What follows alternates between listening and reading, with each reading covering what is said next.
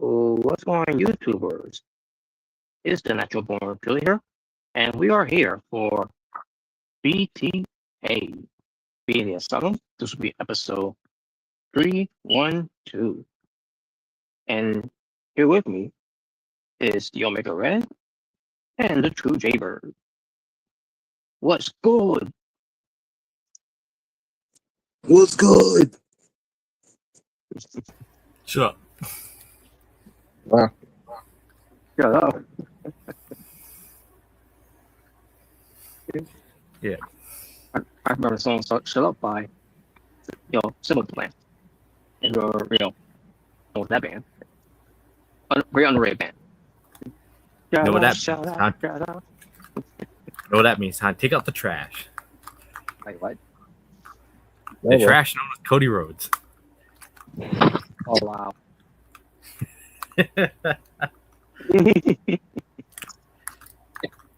I'm glad WWE finally did that when it came to, time to take out the trash of the main event, which is Cody Rhodes. I loved it. Wow. If it's not happening on SmackDown, I don't know yet. Because Well, one thing I So, only saw from SmackDown was just was mainly just the promo between CM Punk and Kevin Owens, and that was pretty much it. all right. Yeah, that's what I saw too. I can check it out. Yep. Yeah, two indie darlings to kill the business. Wow. Yeah, they both killed the business. They both kill the business, along with the Young Bucks. Well, people argue more. Well, those people specifically more argue CM Punk more so than Kevin Owens, but still. Yeah. He's part of it, so he counts. Wow. Yeah, because he was fat. He's fat. Yeah, he's fat. Fat's him a bit. Yeah, I put him and Mason Rourke on the same level. Okay, I will not go that far. Wow. Yeah, they're both fat him a bit. Wow. Yeah, man. Is that fair? Can you imagine if Vic Joseph said that about Kevin Owens when he debuted? Is that fair?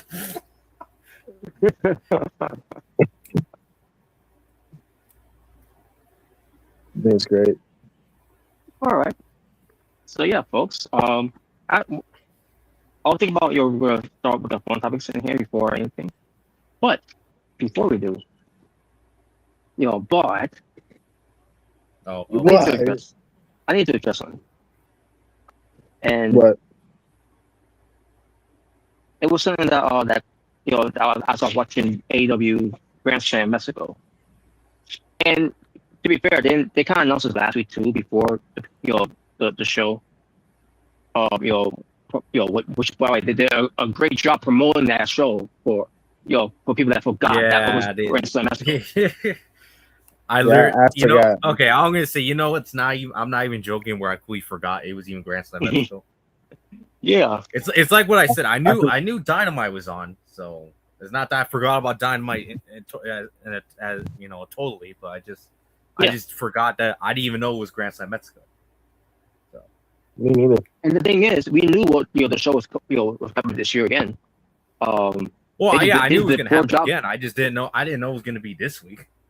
Yeah, they did a poor job of really promoting it. For sure, they especially like last year, I thought they did a pretty good job promoting it. Yeah, when it comes to truly care about Grand Slam Mexico, for real. Yeah, because at least they try to make it seem like it was a big deal that AEW was going to Rio, Mexico. Yeah, and and the show was I mean, we'll get to it, but the atmosphere was great. When it comes to I was gonna say, the crowd was amazing. The show on the other hand, show on the other hand, we'll get to that. By the way, then again, the Mets crowd's always great. I mean, AAA is good proof. Yeah, they truly are, and CMLL too. If you watch some of those matches too, the Mexican crowd's always been great. So 92 years since they've been around. Yeah, it's the oldest wrestling company in existence as of today. So. Mm-hmm.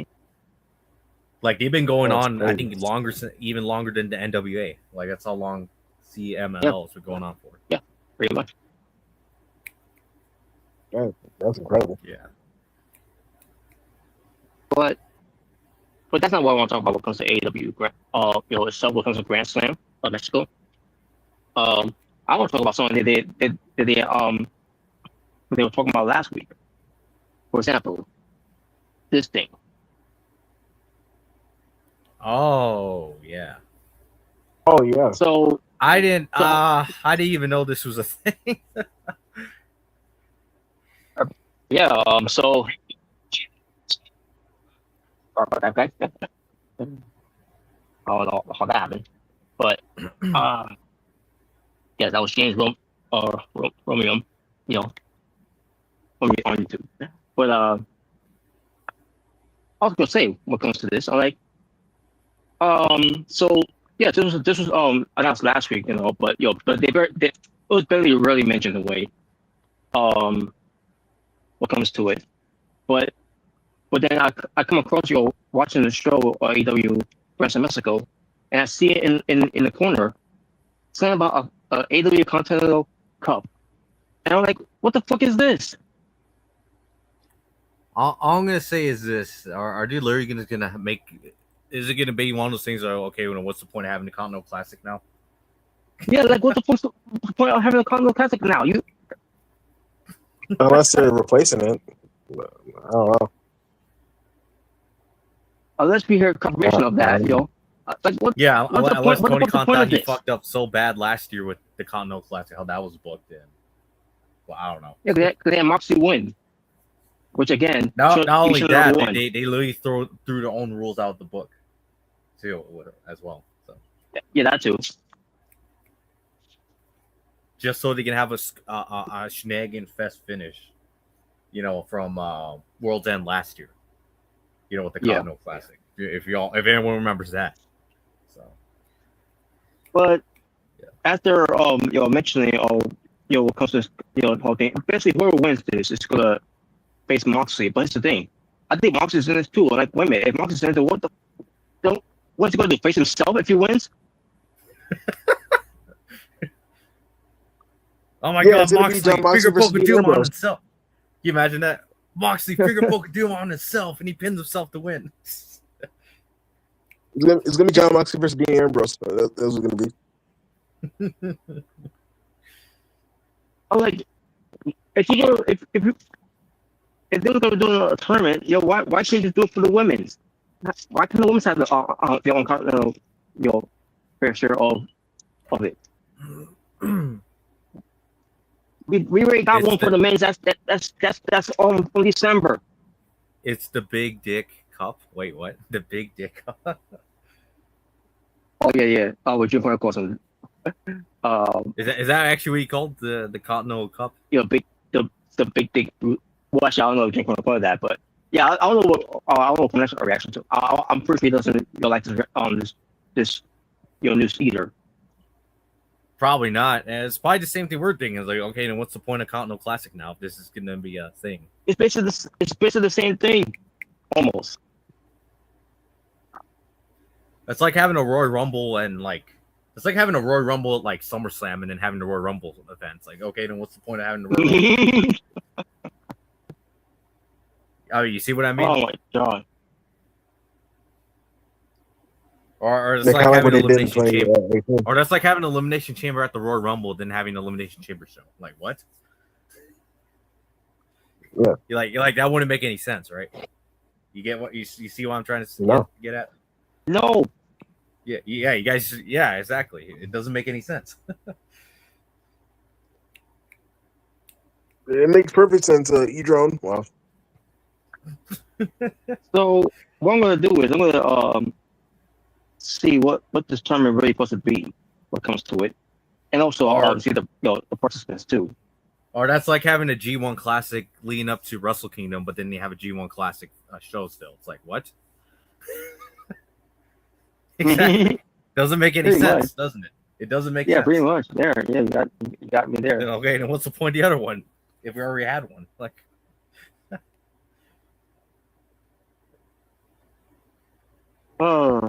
so I guess this is what the rule is when it comes to this whole AEW Continental Challenge Cup, which pertains to 16 persons, and obviously a single elimination tournament leading to AEW All In London at Wembley Stadium. The winner claims both the tournament, the trophy of the tournament, and will face John Moxley for the AEW Continental Championship. But the thing too, I think people say Moxley also in this tournament. So what? So I'm assuming with him being in the tournament, again, it's the same. It's basically pretty much the same thing like the Continental Classic. I think the only difference is they could basically it's like a G1 in a way as well when it comes to. Because I've never seen it done before in Japan Pro Wrestling, because when it pertains to the main champion, the IWGP champion. Where if they win the G1 Climax, they get to choose who they want to face at Wrestle Kingdom, in the Tokyo Dome. So I'm assuming that's basically the same thing here. At least I'm assuming that's what's going to be. But here are the rules here. The rules of this whole thing is that obviously it's basically the same thing. No outside interferences, no one allowed at ringside.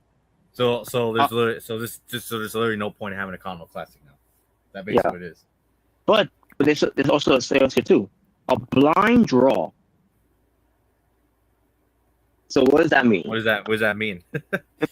Well, it means round pairings are decided by random blind draw after each stage.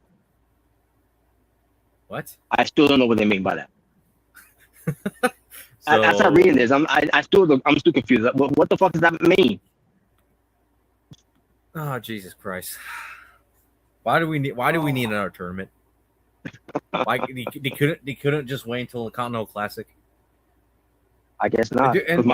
We literally just got done doing Owen Hart. Why do we need another tournament? Yes, we just done all the tournament right on going into All In. And I don't know why do we need another tournament? Why do we need 3 tournaments in 1 year? You know, it'd be one thing if they would have done a tag team. Maybe that would made a lot better.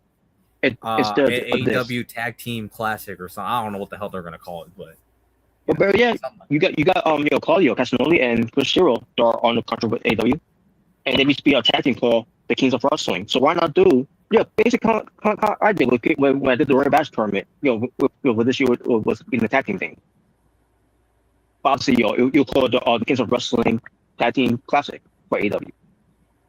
Why couldn't you just come up with that for a tag team? Because you got tag team too. I mean, yeah, why not give something to the tag teams? Like Jesus. Yeah. Because you got a lot of tag teams, especially you got Motor City Machine Guns. Motor City Machine Guns. Yeah, they recently signed. By the way, brilliant job. Hell, if you want FTR to return in some way, just have them return in that. Yeah, exactly. And by the way, AEW, a brilliant job of debuting them on Collision. That no one watched. Great job. What, Motor City Machine Guns? Yeah. And it sucks too. They got a great reaction, but it had to be on Collision. It had to be on Collision. Had to be on Collision. They couldn't be on Dynamite. Well, they did it just so people could watch it, which no one did. I only watched a clip of it. I didn't watch the actual show. Yeah, the only thing you probably watch it if it's on YouTube. You'll clip about it. Yeah. Yeah. All I'm gonna say, I just hope. I mean, not the great start, but I just hope their run is better. Yeah. Yeah. I mean, I do hope they have a good run. You literally just got one of the greatest tag teams, in the last couple decades. Mm-hmm. Yeah. I mean, dude, this is a team that won the WWE Tag Team Championships in their second week. So, and easily one of the greatest TNA tag teams of all time. So, I mean, you can tell, even in the current era of wrestling, I think they're one of the greatest, to be honest. So, yeah. I mean, if WWE was willing to give them the tag team titles in their second week, that should tell you something, when they were there. So yeah, after that went downhill and they didn't do shit from after that. So. Pretty much. Yeah. But yeah, let's hope they have a good run in AEW. Mm-hmm. Well, the best thing I can say about the Motor City Machine Guns is they were both nominated on crates, after their tag team run, by tag team champions. Yeah. Nah, fuck him. Motor City Machine Guns to bury the Dumb Club when they go to the Dumb Club. The Dumb Club. Are you talking about the Guns? Wow. Who's the Dumb Of course, it's Jordan saying that. He's talking about the Guns, right? Because I don't know who he's talking about. Yeah. I don't know who the Dumb Club is. Yeah, it's got to be the Gun Club because I know he doesn't like them. I mean, he should. No, Motor City Machine Guns to bury the dogs. Well, actually, I don't think Robert would care about that. I wouldn't care. The dog, the purchase of the dog sucks. Yep. And by the way, I saw apparently on Dynamite they're having Jay White versus Dave Finlay on Dynamite. Yeah, they are. They're part of that this Continental Cup. Brilliant. That's that. So much for that feud. That feud. Yeah, we're booked that feud now. In a fucking tournament that that's really not gonna mean shit. And the real reason why this tournament isn't made is because Moxley needs an opponent. Yeah, I'm John Moxley. This is why you should never put the belt on him in the first place. And you come up with this shit stupid shit like this. You come up with. Gift jutsu. I still stand by what I say. Either you could give it to Kyle Fletcher or you could give it to Konosuke. One of those two. Actually, no, I'm good. I'm good with that. The second one. But Kyle Fletcher was that belt would even be more shit if it oh, come on.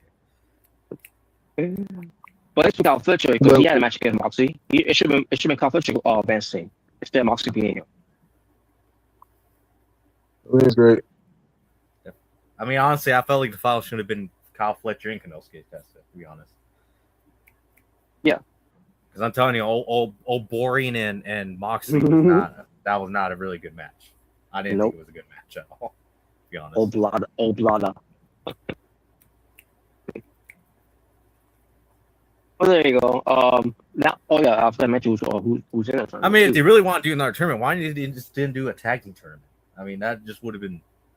I wouldn't have been fine with that. I would have gone with that too. I mean, like I said, it would be a way to bring back FTR on TV. So, yeah, where the hell they're doing, you know. Have more machine guns be on TV too. Great way to debut on Dynamite. Oh, well, return to Dynamite, I should say. I forgot they already were there before. But anyways, you get what I mean. Yeah, I get your point though. Yeah. I mean, you could have had, the Guns on there. I mean, you could have had pretty much any other tag team on there. You know, any tag team you think of in AEW, they could have been on in a tournament like that. Mm-hmm. But the best thing I could say about this, when it comes to this, at least when your two main options are Kyle Fletcher and Take a Shit, it's time to rethink your life. This is what? You hear that? I don't agree with Kyle Fletcher, but Take a Shit, yeah, I agree. I agree with that one. Kyle Fletcher. I like Kyle Fletcher. Take a Shit, on the other hand. Well, he's just literally the Japanese Cody Rhodes. Fuck him. Oh my god. Okay, we're not gonna do that. Well, wait a minute, Cody Rhodes. Yeah, boring, no charisma. That's all blah blah. What are you talking about? Come on. Why are you saying Cody Rhodes has no charisma? What are you talking about? Terrible on the mic. Nah, he's not. Well, maybe. Take a. No. Yeah, exactly. Enough. That's Cody Rhodes, by the way, in case you're wondering. Yeah, I know. He's basically on your Adam Pearce is online now. Take a Shit is more like the Japanese Sami Zayn. Wow, Sami Zayn. Well, damn, what? I wouldn't even say. Why would you insult Sami like that? Why are you insulting Sammy like that? That's Sami Zayn has some personality. He can talk on the mic. That's not even close. Yeah, at least Sami Zayn is actually entertaining. I'm like, Take a Shit. Oh my god. I love wrestling. The only thing he got going for him is he's a good wrestler. That's the only thing he's got. He's a good wrestler. Even Jalen joined in on to Take a Shit train. Oh god. Even Jalen joined in. I mean, I never hated him. I just thought he was just kind of. I mean, he's a good wrestler, but that's about it. Like, I don't really like. He doesn't really do it for me. To being honest, Kyle Fletcher, I actually like. I want him to succeed. Yeah. A lot more. I mean, yeah. Kyle Fletcher, he's definitely come a long way too. Yeah.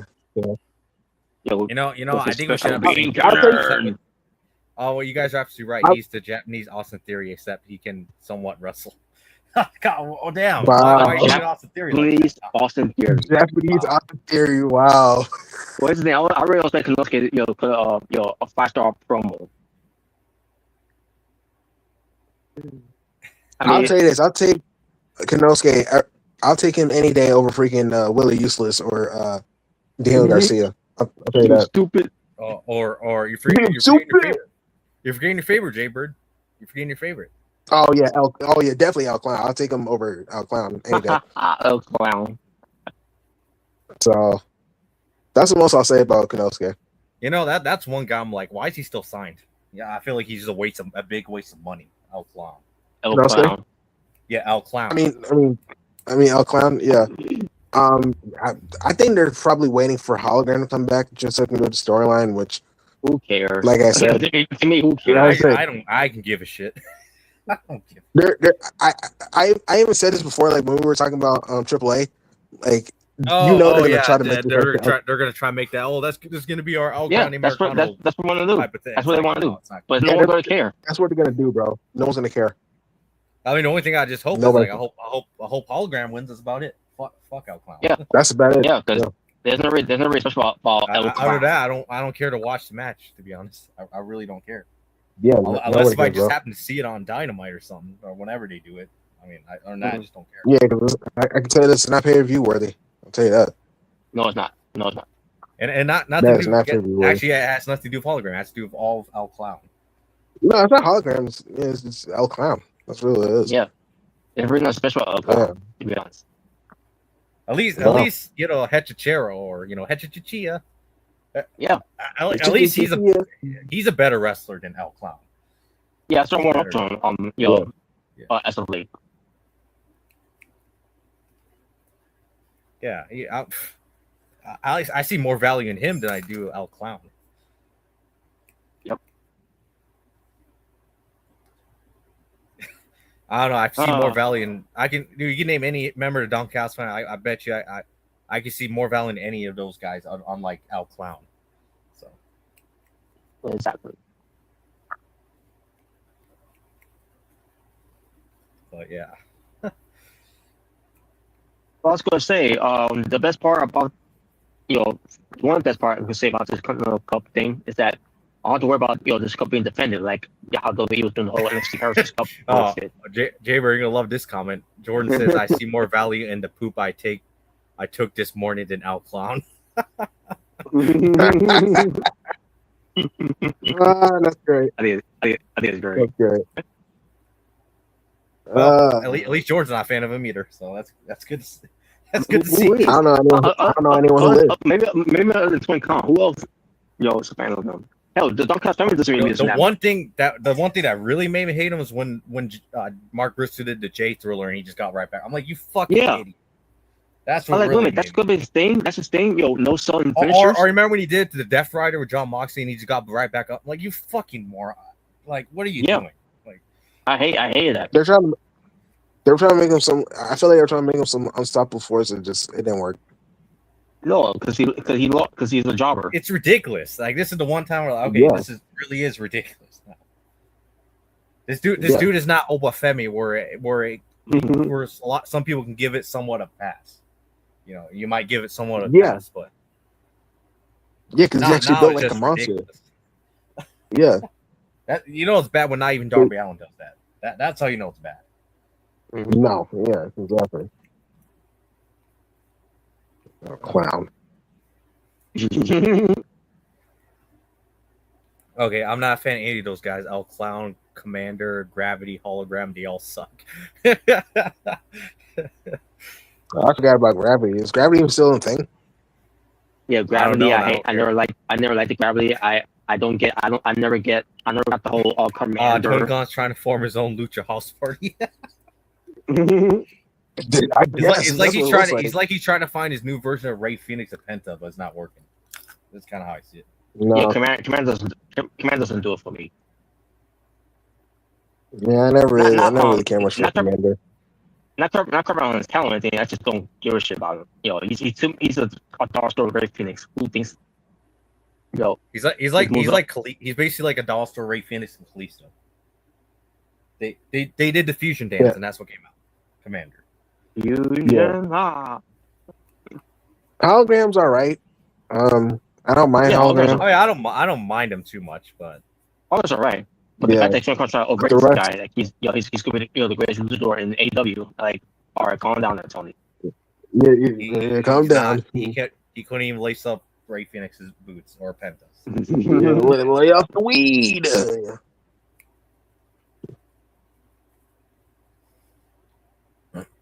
Hey, he couldn't lay. To be honest with you, I don't think he can even lace up some of the AAA guys either right now. So no, there's no respect or anything, but yeah.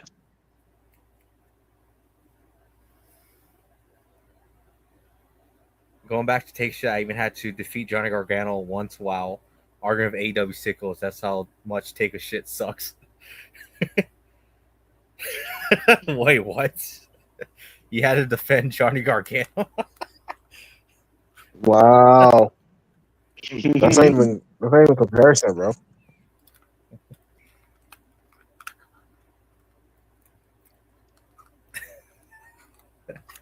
Wow. Oh, I mean, when it comes to same face and taking shit, I think they both suck. So there you go. No, not same face. You throw Cody in there too. He sucks too long. No, God. He's only same face because he still keep freaking laying down on crates, depressed. That's the only reason why he's the same face. He has to make the same face every week.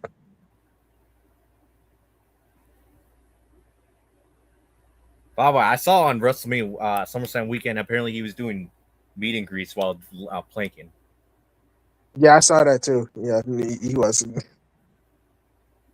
Wow. They're like, damn, this dude's literally getting paid. I don't know how much money just to plank. Yeah, I mean, he's lucky. I mean, I would take that job any day. Getting paid to just plank. Well, I guess for this case, at least it's not getting a pay cut. Okay. They're all saying that Johnny Gargano sucks and has no charisma, which is true. Yeah, I agree. That is true. But but these people are trying to avoid overtaking shit. Like, where is the self-worth? Gargano does not suck. I love this. Yeah, he does suck. Gargano does not. He has no charisma. No, he doesn't. Boring, no charisma. Oh my God! I mean, just like Cody. Boring, no charisma, never drew a dime. Cody's not boring. Does have charisma? What are you talking about? He has charisma. What do you mean? Just like taking shit too.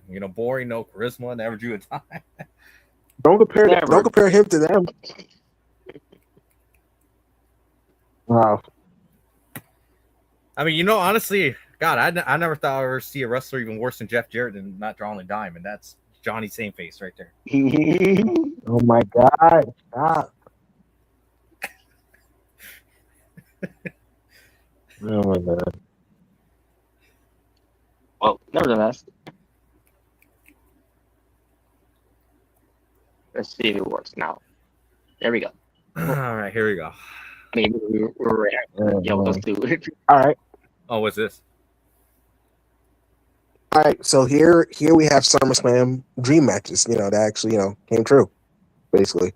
Oh, okay. All right. Sweet. Yeah. So basically, for this one, you can pick your top 3 favorites right here. I'll go with John Cena, Batista. Right. I'll go with Brock Lesnar, CM Punk, and finally I'll go with John Cena and AJ Styles. Okay. I go Punk versus Lesnar. I go Edge versus Cena, and I go with Edge versus Robert's boy Seth Rollins. Yeah, Captain Take Time Off. Yep. Mob will be a Cena and a Batista. Oh, dang it. Oh, hold on, let me bring it back. Right.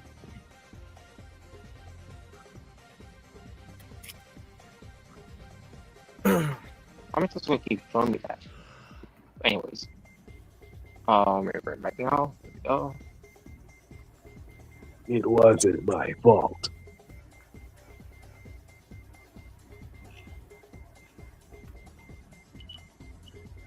Oh, come on. Come on.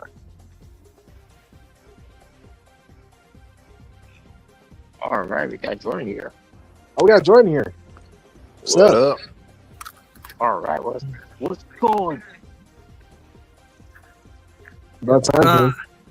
But before we get back to the to fun topics, fuck Cody Rhodes and fuck Kenosis. No. I agree. Wow. Hey, Jordan, how did you feel when your most favorite wrestler Randy Orton came back? How'd you feel about that? I was so excited that I closed my eyes and I woke up the next morning.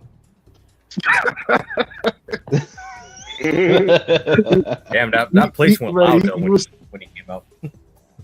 Yeah, he did. Yeah, they did. Yeah.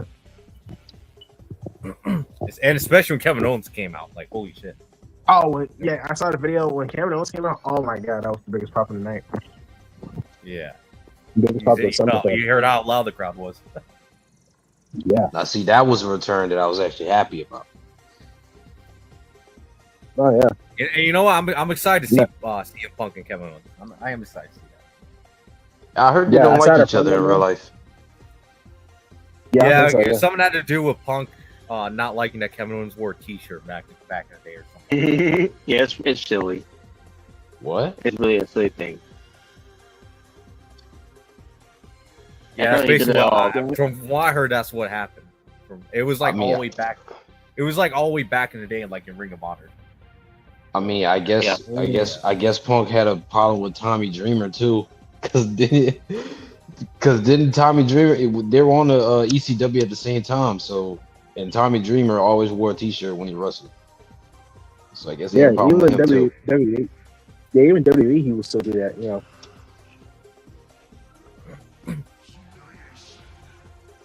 Punk is weird sometimes, but yeah. I mean, it's great. It's kind of like when he tried to say he was a locker room leader. You guys heard about that story? Where in Ring of Honor or AEW? No, I think it was actually in WWE and like ECW where you try to claim he was the locker room leader. Nah. Yeah. I mean, I don't doubt he's probably done it in Ring of Honor or AEW too, but yeah. I mean, I don't doubt it, but yeah, it's kind of one of those weird stories. I'm like, what the hell? Oh no. Well, I guess the fun talk still ain't coming back.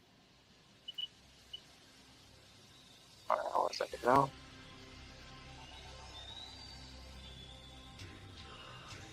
I have to close it up and open it again.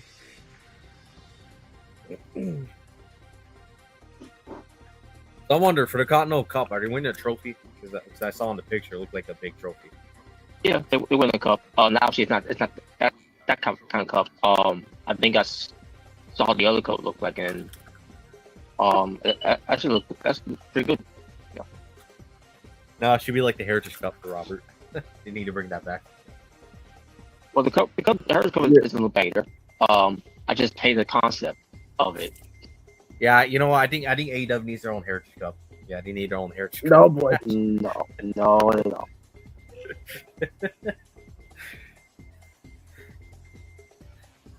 Yeah, we're gonna have Shane McMahon win it. Wow. Shane McMahon. Yeah, Shane McMahon returning to win it. You imagine even worse. Can you imagine he comes in, wins it, and then he just never shows up again? Nah, even worse. We're gonna have Baron Corbin win it. Wow. Well, I mean, he already won Baron US. Corbin. He already won US. Yeah, everyone knows. His new gimmick. He's gonna be Cup Corbin. No, wow. You know, I forgot to ask you about that, Jordan. I actually completely forgot to ask you about that a while back. How do you feel about your boy coming back? You know, Baron. Man, back, the amount of shits that I could not give. Ugh. Come on, aren't you happy he beat Trick Williams? Why would I be happy about that? Because he's your favorite wrestler. Come on. No, he beat one of the wrestlers. He beat one of the wrestlers that I actually like, and I'm supposed to be happy about this. Like, oh, don't worry, he's gonna beat Carmelo Hayes next too. Oh God. You know what? He probably is. He probably is. All right, it's back. That's the sad thing. Yeah, he's gonna. Hey, you know what? He's gonna beat your other favorite Penta. Oh. Oh God. Wow.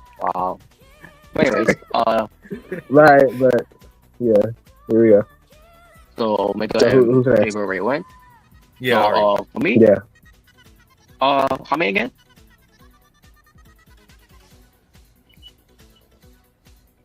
You pick 3. All right. I'll go with John Cena and Batista. I'll go with CM Punk, Brock Lesnar. And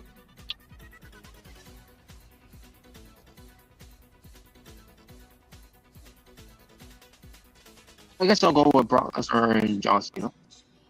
Oh, I'm sorry. That's AJ Styles. My fault. I was good on my phone here. I should look on my laptop to see those AJ Styles. Sorry about that. I'm gonna say Brock. But yeah. I mean, Brock Lesnar, John Cena was a great match. So I mean, that was. it was. Yeah, good yo. But well, we already know what Jordan's picking. Yeah. My uncle will be Trish Stratus and Charlotte Flair. Yes, I know Charlotte Flair winning pissed a lot of people off, but we all knew that was going to happen. But I thought it was a good match. Yeah, it was. Yeah, I've kind of gotten over it. Her winning was like it was going to happen. So, all right, but Jordan. Before I go, speaking of that match, was Brock Lesnar and Randy Orton and John Cena, AJ Styles, was that on the same SummerSlam card? Yeah, that was in the same show. Yep. Yeah, that was wow, okay. Yeah, 2016. Kind of like that's right. Goldberg Yeah, and Bobby Lashley. That was on the same show too as Edge and Seth Rollins. Yeah, that's right. It was. Yeah, same. Yeah. But yeah, I'm gonna go with John Cena, Batista, CM Punk and Brock Lesnar. That was a damn good match. And Brock Lesnar and Randy Orton. We know why.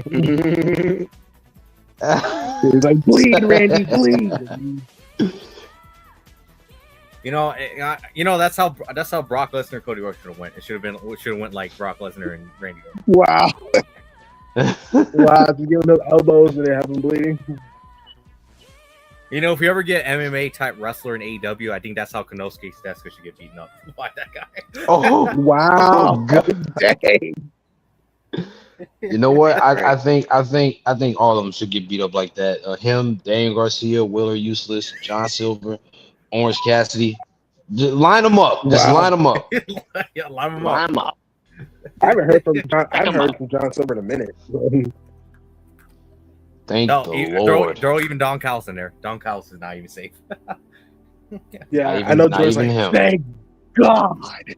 Thank God. If they're doing a tag turn, why not debut the New Day in there? If they're planning on signing them. Yeah, that would be nice. Love. Yeah. All right. I So didn't here we even think of that. I got. was like, oh wait, I didn't even think of that. Yeah. All right. So here we got adventurers right here. We got Indiana Jones. We got Laura Croft from Tomb Raider. Nathan Drake from Uncharted. And we got Ben F. Gates from National Treasure. From I haven't watched this movie in a long time. Yeah, it's been a while, yeah. Basically, it's been a while for me too. Yeah, so basically, time for an adventure. Who you bringing? So which one you bringing? Indiana Jones. Yeah, I'm gonna go with Indiana Jones. Yeah, Indiana Jones. Mine will be Nathan Drake. Mine will be Laura Croft. That's my honorable too. Okay. Laura Croft. Wow. I haven't played the Uncharted games in quite a while.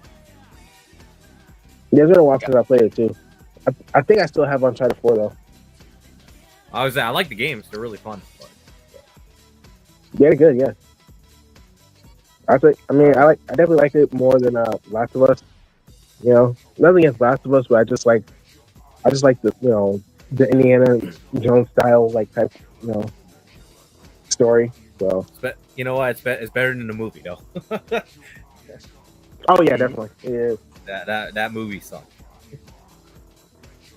All right, Jordan, you get to choose one. So you gotta choose an adventurer. Who you bringing? Nathan Drake. The only thing is, I don't think I would be able to keep up with him. Parkour style. Well, yeah, okay. He definitely can climb. Also, another thing that sucks is even though we would discover some good places, we still wouldn't get anything from it because that's like his whole story. Right? Yeah. Well, you get something sometimes, but yeah. All right. Here we got some green characters right here. Ooh. Yeah, so basically for this one, you pick your top 3 favorite green characters. All right. I'll go with the Hulk. All right. I'll go with Shrek. I'll go. I'll go with Luigi, and I'll go with Zoro from One Piece. All right. Me, I'll go with Luigi. I'll go with the Hulk. And I'll go the Green Ranger. Marbles would be Loki and Ben 10. Oh, where's Big Green? Oh, the Big Big Green. Green. It's the Big Green. Yeah, I'm sorry, focus on here. His name's Big Green Spark. Well, yeah, Big Green. I mean, yeah, WWE Studios got the rights to Dragon Ball. They renamed the Big Green. Oh, The Big Green God. Piccolo. I feel like that would be a WWE name, Big Green. Big Green. Well, it's the Big Green. All right, who's next? That'll be his All theme right. song. For me, Yep. I'll go with Hulk. I'll go with Shrek. I'll go with Luigi. And I'll go with the Green Ranger. My honorable mentions will be Dr. Doom and Mike Wazowski. All right. Mike Wazowski. Mike Wazowski. Did any of y'all Yes. see the Doomsday trailer? No, not yet. I heard it was going to come. Yeah, check it out, man. I can't wait for the movie. Doomsday. Can't wait. No, I mean Alright, the way go the box office went. I don't know if it's gonna. I wonder if it's gonna beat Spider-Man, because Spider-Man actually beat Endgame. Yeah, Spider-Man made a lot of money, bro. Yeah, it made a lot of money. I mean, I'm not surprised for freaking Spider-Man. But Which still. which I no did see surprise. the movie. Obviously, did you see Yeah. the movie yet? No, not yet. I still gotta watch it. Have you seen it, Alright. Jordan? Spider-Man: Brand New Day. Actually, I'm supposed to be going to see it tomorrow. So Oh, okay. All right. Okay. Wait. All I'm gonna say is, Alright. I think you're gonna like it a lot. You're gonna like it. I mean, I like the I've been hearing story. A lot of good things. Yeah, I like the story from the trailers. So should be. Are you interesting. gonna? I've been hearing a lot of good things about it. Are you gonna give Tom Holland a fresh new start, since it's supposed to be a new trilogy or whatever? Give him a fresh start. You know what, man? You know what? Why not? Why not? I'll give him another chance. He had 3 movies. The last one he kind of redeemed himself. I'll give him a fresh new start this I time. thought that way too. From the third part. All right. All right. Jordan, you're next. Yeah, the epic 4. 4. 4 Um, green characters. Okay, I'll go with Shrek, the Hulk, the Green Ranger, and Benton. All right. And All right. Now I would have chosen Beast Boy, but not this version of Beast Boy from Teen Titans So Go. yeah, T-Turns Oh, go. yeah. Oh no, yeah, no, not that. fuck version. that show. What the hell? Hate that show. Nothing it. I didn't. I pressed it too late. All right. But, Ooh. wow. All right. All right, so here we got all the NXT Women's North American champions so far. Mhm. So yeah, we got the champions through the years. Basically, you can pick your top 3 right here. Top 3 favorites. All right. I'll go Stephanie Bacare.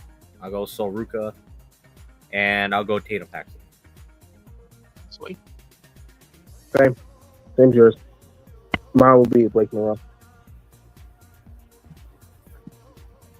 All right. Yeah, same here. My arm will also be Vic Morrow. Yeah, there you go. Jordan. I'll go with Stephanie Vaquer, Sol Ruka, and Kalani Jordan. Kalani Jordan. Okay. The way you regret that. Oh, it's good thing her picture. Otherwise, she will make regret that. Yep. What the hell? All right. All right. Oh, what's this? All right. Billy your faction. Yeah, Billy your faction. Choose only 3. All right. The rest will fight you. Will fight against you. All right. So you can make your own faction. All right. I'll go with Brock Lesnar. I'll go with Jacob Fatu, and I'll go with Kenny Omega. Oh, I realized. Okay. I realized Kenny Omega there. Okay. Yeah, he's down there. Mm-hmm. Oh, all right. Well, All right. John Moxley and Kenny Omega are the only AEW guys on this. Oh yeah, yes, I know so too. Yeah. For me, I think I just remake the Shield. You know, Moxley, Roman, and Seth. All right. And Ellen Knight got a promo on them. You know, brother. Yeah, brother. All right. I'll go with Oba Femi. Oba. Who? I'll go with Roman Reigns. And All right. I'll go with Giga Fatu. All gas, no brakes with it. Yarami. You know, I'm convinced Jacob Fatu could probably beat up the whole Death Rider. So yeah, that's a good choice. Oh yeah. Oh Yeah. I'm gonna throw whoop your ass. yeah. Yeah, you know what, guys? Yeah. Try to. Here's a funny visual. Try to picture really you having a match against Jacob Fatu and winning. I mean, No. Exactly. Yeah, That's ridiculous. I mean, I could. I can see Pac putting up a pretty good fight. Claudio too. Yeah. And- Yeah. Claudio and Pac, they probably. Yeah. And Yeah, those ones and too, Moxley. but, Now I see Yuta and Garcia. Yeah, Oh yeah, they're getting fucked up. Yeah, that's what I'm saying. Like, try to visualize either Dude, one of us have a match with Jacob Jacob Fatu. Fatu would do. Exactly. Bro, Jacob Fatu would do the same thing he did to Royce Keys to Willie Useless and Dan Garcia in like a matter of minutes. So he'd be quick. Or a couple months ago, what he did to Roman Reigns and the Usos on Raw when he beat them all up. Oh, stop. Yeah. Basically, yeah. All right. Yeah, Robert. I know you felt bad for Jimmy and Roman, but not so much Jay. Big John, you're next. Oh, that's music. Oh, is it my turn? Yep, your turn. Okay. Good three. I'll go with Obafemi. I'll go with Jacob Fatu and Brock Lesnar. Oh, peace. I think that would be the most unstoppable trio ever. Now thinking. that would be that would be an unstoppable trio. Yeah. How's this? Oh. All right. Which evil robot / android do you think is the most terrifying? So we got Ultron, from Marvel, Megatron from Transformers, Brainiac from DC, and Metal Sonic from Sonic the Hedgehog. So which do you think is the most terrifying? Brainiac? Okay. Yeah, I'll go Brainiac. I'll go with Ultron. I'll go Megatron. Yeah, same. I'll go Megatron. All right. Ooh. All right, here we got some dream matches right here. All right. Got some dream matches. Yeah, so for this one you can pick your top three you would have loved to see. Like see it happen. All right.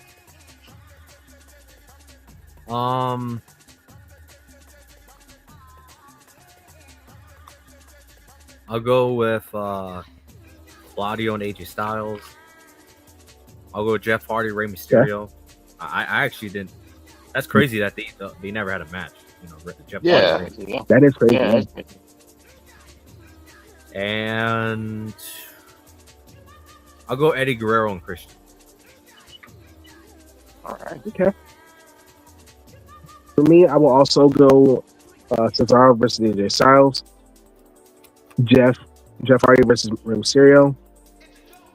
I actually go with Umaga versus Undertaker. I think that'd be interesting. Mm-hmm. That could have been a good WrestleMania match if they ever decided to book like a WrestleMania. Yeah, it could. Yeah, it definitely could. Yeah, especially since he was just new Umaga. That'd be interesting. That's crazy to me that Interesting Jeff Hardy stuff, and Rey Mysterio never had a match. That's crazy. Yeah, They did team up together crazy, though, yeah. right? I think so. Or Jeff Hardy and I think Batista. probably came up That's another one I didn't even see till now either. Yeah. Finn Balor Maybe and they faced Randy each Orton never other, had a like- match either. That's crazy. I never knew that. No, yeah, they never had a match. Not that. I mean, not that The other one. ones, I know Kane and Brock Lesnar. I mean, the closest you ever got to that was the Royal Rumble in 2018. Mm-hmm. And then Yeah, Triple H but I and think it's more so Mysterio, like, the closest to that was Royal Rumble 2006. When you both were Yeah, the that's the only time starter. they like faced each other. I remember. I think Triple H wanted to have a match with him, but they just never. They never booked It it. never happened. Yeah, so And it's crazy to think that Yeah. Eddie Guerrero and Shawn Michaels want to have a match, but obviously that unfortunately never happened because Eddie passed away. Yeah, yeah. it was gonna happen at WrestleMania. And I know that match would have been fire. That would have been a 5-star match. Hell, the But, promos alone would have been great. But I will go with Yeah. AJ Styles and Cesaro, Randy Orton, Finn Balor. And I also go with Umaga and The Undertaker. Yeah, that sounds like a really interesting match right there. Well, I mean, when it comes to Randy Orton and Finn Balor, I can see that could happen now since they're both on SmackDown. Yeah. Yep. That can happen. Yeah, they could. Yeah, that's right. Yeah. You know, I could imagine something Estrada. meaningful. Like, I mean, you if know, you want to do something meaningful with Finn Balor, why not just have him feud with Randy Orton? And then do the Demon versus the Viper at like WrestleMania. There you go. Mhm. That's the story. Yep. that'd be good. At least it'll be something new. You know, that no one ever seen. So. if Umaga versus Undertaker happened, I can see Estrada saying, Undertaker, here's the man that's gonna break your streak. Umaga.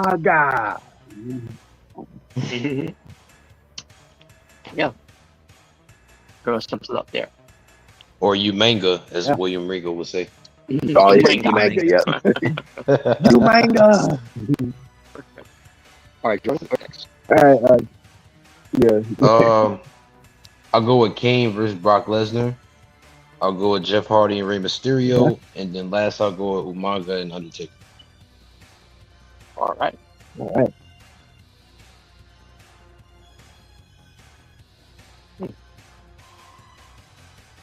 Wait, what? All right, here we got the Mr. Kennedy's of pro wrestling.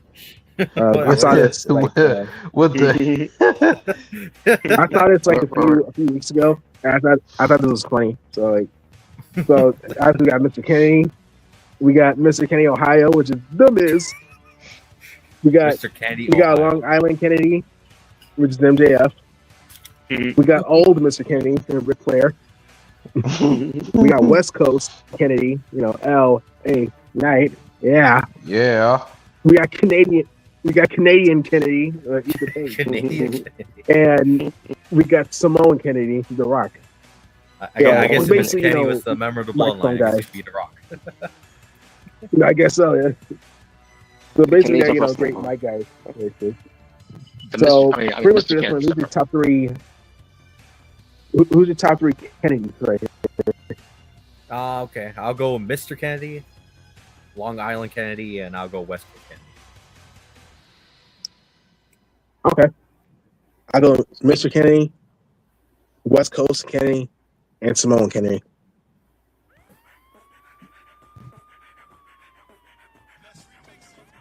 Scott Steiner coming? Dollar. You hear me? Oh, hear me. But They should have had him on here. They should have called him Big Papa Kennedy. That would have been Big Papa funny. Kennedy. Big Papa Kennedy. Yep. Yeah, it was funny. That was a missed opportunity for whoever made this. That would have been great if they had that on there. Yeah. That'd been funny. But I'll go with Mr. Kennedy. I'll go with Long Island Kennedy. And I'll go with West Coast Kennedy. Yeah. Yeah. There you go. All right, Jordan. I'm sorry. I think Mr. Kennedy, Ohio is fucking hilarious. Mr. Kennedy. Oh, yeah. Ohio. That is funny. I mean, Miz is a good mic guy, bro. That's why I said the promo. That is true. Of course, I'll go with the original Mr. Kennedy.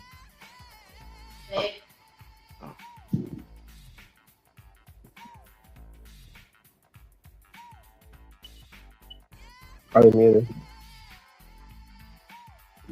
But we got Spark is next.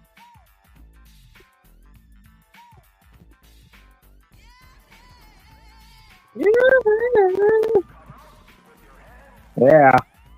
And no, it's not service on all star my feelings always. It's part of the music.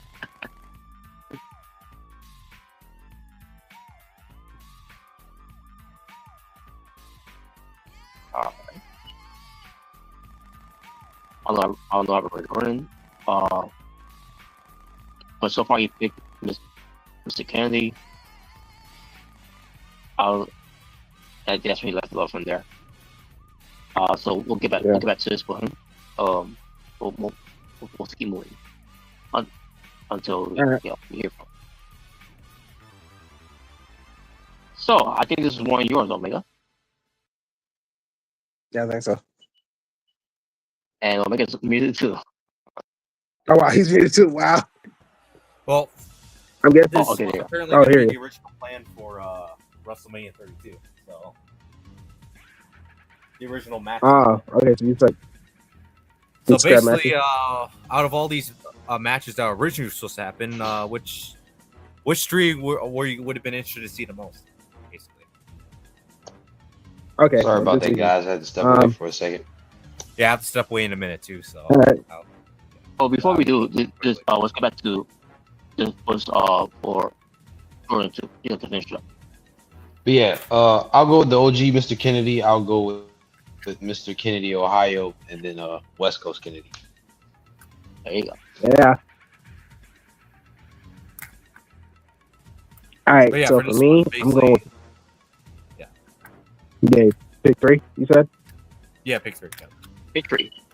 All right. So yeah, if I'm gonna go Undertaker versus Sting, I'll go Cena versus Kevin Owens, and I'll go Roman versus Seth versus Dean. You know, Shield triple threat.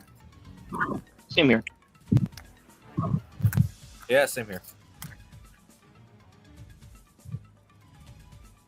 I'll go with Taker, Sting, Bray and Brock, and then Shield triple threat. Crazy that the Shield triple threat was supposed to happen at WrestleMania, but instead it happened at Battleground. Battleground. Yeah. I mean, I'm not mad at it. I mean, it still happened. So yeah, I'll be honest with you. I think that was the best match on Battleground that year, to be honest. So. Yeah. Yep. And also Sami Zayn versus Kevin Owens. That's pretty good. that one too. That was also a good match. Yeah.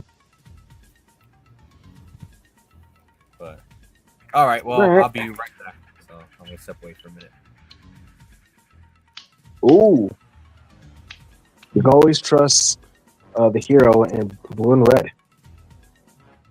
Well, I don't know why Homelander's here, but yeah, I was about to say, I don't know why Homelander's here. I want to say a Homelander though.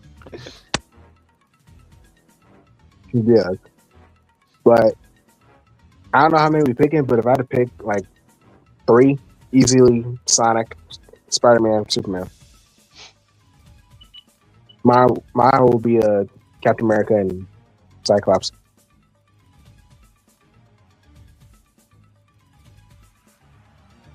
By the way, I can't wait to see Cyclops and the rest of the X-Men and Doomsday, bro. Especially since he's wearing a combat accurate suit. About time, man. I can't wait.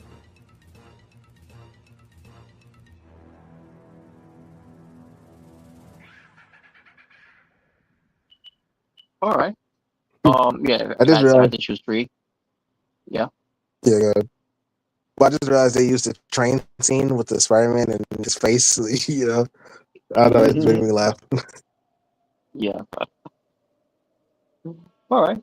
But yeah, if we have to choose 3, I'll let Omega wants to choose 3, or maybe 4, but either way, I'll go with Superman. I'll go with Spider-Man, and I will go with Captain America. I will be Sonic the Hedgehog. All right. All right, Joey. Hey, where's Cody Rhodes? Wow. Oh, wow. Get out of here. Yeah, no. Where's Mr. America? Oh yeah, it was Mr. America. Yeah. I'll go with Spider-Man. I'll go with Sonic the Hedgehog, and I'll go with Optimus Prime. All right, cool. Optimus Prime. So I Alright, can't so wait for the Sonic we'll- movie that's coming out next year. Oh yeah. Now when Yeah, I Omega can't wait comes for back, that. we'll get back to that. If you ever bas- take a trip down to Cobb County, Georgia. yeah.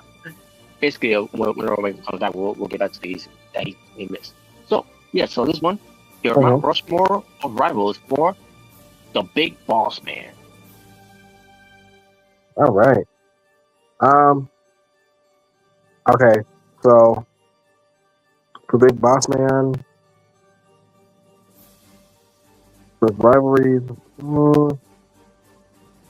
I'll go. I don't want to go Undertaker too, you know. No. I'll go with the Big Show because that one segment that made me laugh. That one segment. I'll go Big Show. I'll go. I'll go Hulk Hogan. I'll go.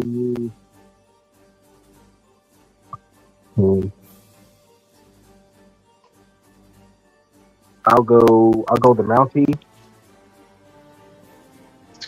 And one more.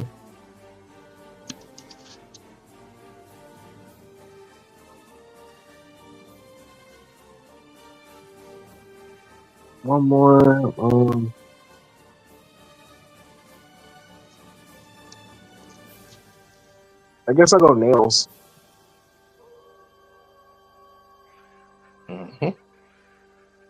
So yeah, I go with that.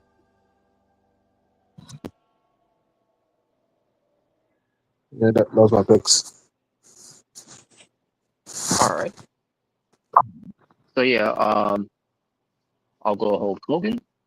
I'll go with the Mountie. I'll go with Nails. And I wasn't really big on Big Show and Al Snow rivalry. Because the matches they had. I mean, other than like Hell from Hell with Al Snow, it was terrible. Other matches they had, was solid.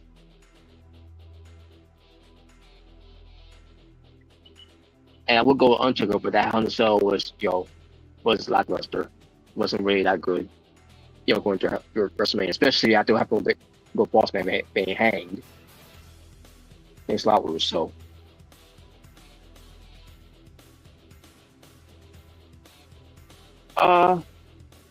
And I would have chose Stone Cold Steve Austin, but he blew that whole thing when he didn't show up. Survivor Series, when he was supposed to. Austin was still cheering. That was the program. Because I had a match. Yeah.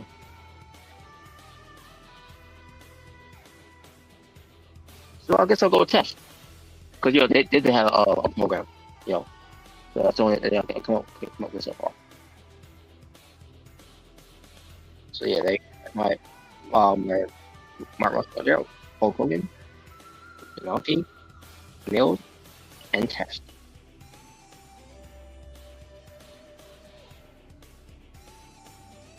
Jordan. Alrighty, for me, I will go with Nails. I will go with Mr. Perfect, Kurt Hennig and Bobby Heenan. Okay. I'll go with The Undertaker. And last, I'll go with the Mountie. All right.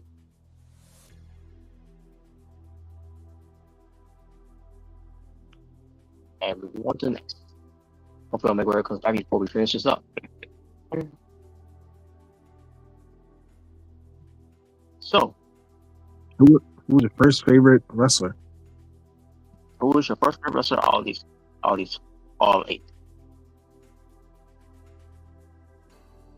Does that mean this picture? It doesn't have to be in this picture either. But basically you get to pick your 3.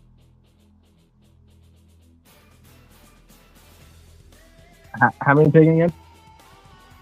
3. 3? Okay. All right, so obviously, my boy, Montana. I'll go with Batista, and I'll go with Shawn Michaels. Oh, great kid. All right. Mm-hmm. I'll go with Stone Cold Steve Austin. I'll go with Eddie Guerrero. And I'll go with The Undertaker.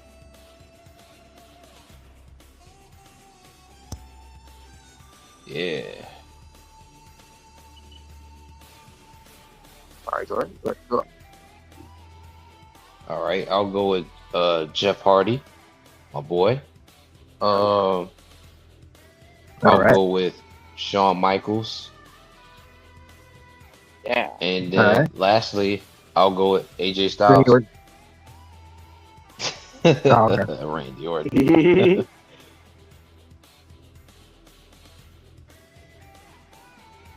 All right. On to the next. So you got here the longest reigning champions during their time. So, what comes to each row here? You have to choose one of each. Okay, one of each. All right. Yeah. Okay, so for the first row, I'll go with Hulk Hogan. Second row, I'll go with Batista. The Animal. Third row, I can go with Dean Ambrose because I don't really know like Lex Luger and Rick Rude's reigns like that. Mm-hmm. And fourth, obviously, Gunther. Obviously, Gunther. Yeah, Gunther. Yeah. So, yeah, those are my picks.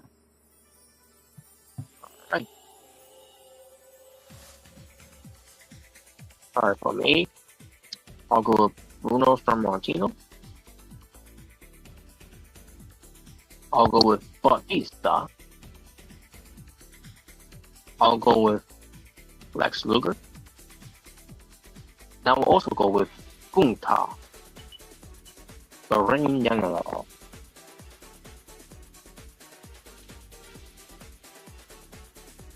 Yeah.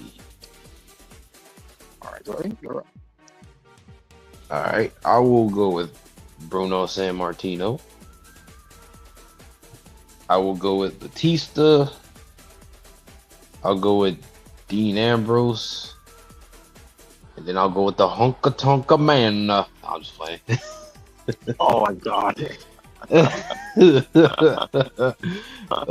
Last year, I'll go with Gunther. All right, Gunther.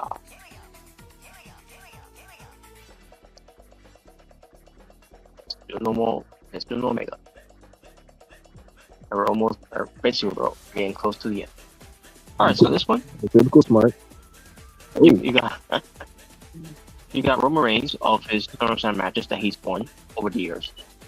So, out of these 6, all these.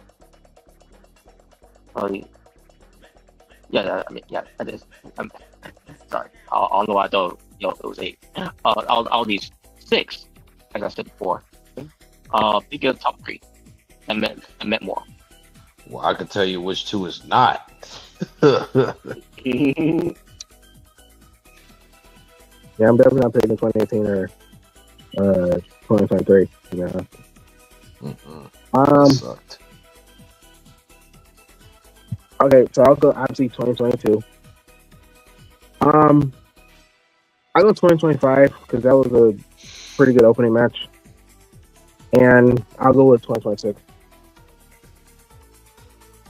So yeah. All right. I'll go with 2022, 2025, and 2026.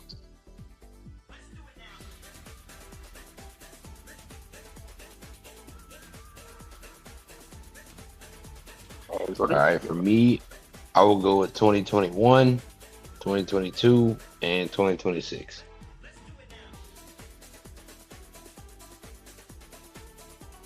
There you go.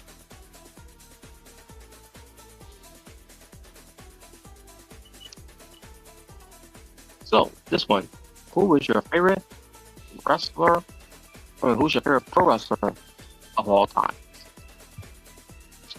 Ooh. Now, when it comes to this, you know, now this is also have to be on here as well.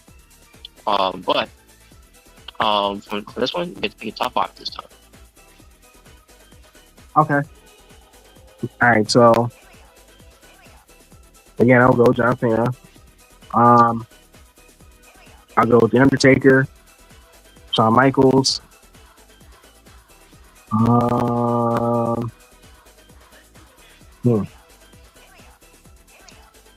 I'll go Batista. And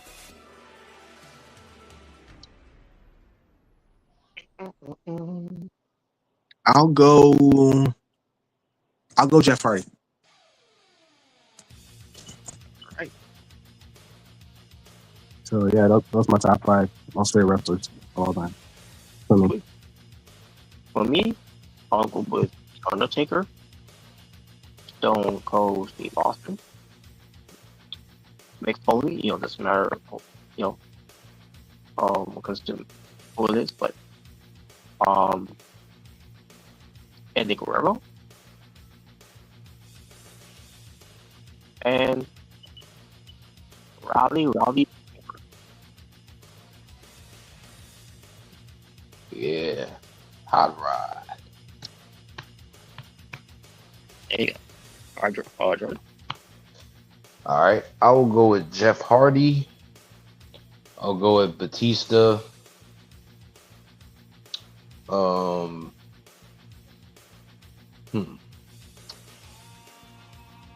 go with Shawn Michaels. I'll go with Edge. And then lastly, I will go with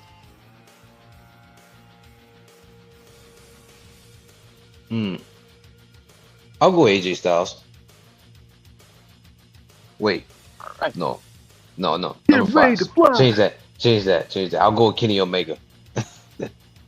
Oh, okay. Kenny Yeah. I hear the battle cry. Kenny Omega. Yep. All right. Okay. Let's see. You got time. Well, all right. I'm gonna go Konosuke Tezuka, Cody Rhodes, wow. John Cena, Jinder Mahal. El Clown. Jinder Mahal. Oh Lord. Mahal. Who's my favorite of all time?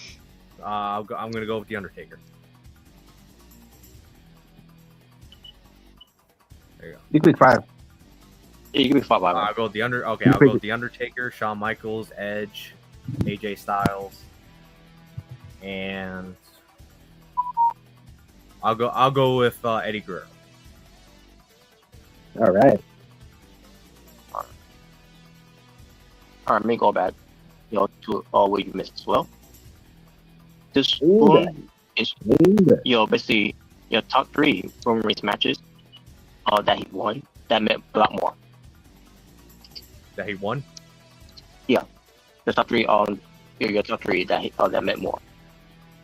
I guess I'll go with his win against Brock Lesnar in 2018. When he also won against Brock Lesnar in 2022, and finally I'll go with his match against Seth Rollins when he won. And yeah, I know, Robert. I know that was your favorite one when you beat Seth Rollins. I'm just glad it's over. He's like, yay! But that's how, yeah, statue. You're like, yeah, suck it, Seth Rollins, I hate you. I heard rumors that originally they were gonna have. I don't know how true this is. I heard that they were gonna have Zilla Batu come in and interfere with the match, but Roman didn't want that. It would have been cool to see him, but at the same time, though, it wouldn't be the way I would do it. Yeah. You could I'm kind of glad they didn't happen. You could do a copy and paste with CM Punk and Cody Rhodes too, with Randy Orton interfering. Yeah, and plus the story of Roman finally getting over it. I love it. And plus Roman getting over, his past was, the best story to tell. So. Man, that's not you, Robert. Get over it. Wow. Well, I'm at least they got over something when it comes to finally over in the Shield. Now they finally got that out of the system. They got. And now Seth gonna take time off. Well, come on, Robert. You don't think Seth Rollins had one of the best heel turns ever? Wow. When he betrayed the Shield. He did. He did, and that was what I used to happen. Nah, that was crazy. But for this one, Jordan, I'm not Jordan. Omega. Pick one in each row. It comes to longest reigning champions. Who's the greatest? No, just not greatest, but just pick one. Pick one. What comes to. Oh, okay. From each row. Okay, I'll go Hulk Hogan. I'll go with Batista. I'll go with Dean Ambrose, and finally I'll go Gunther.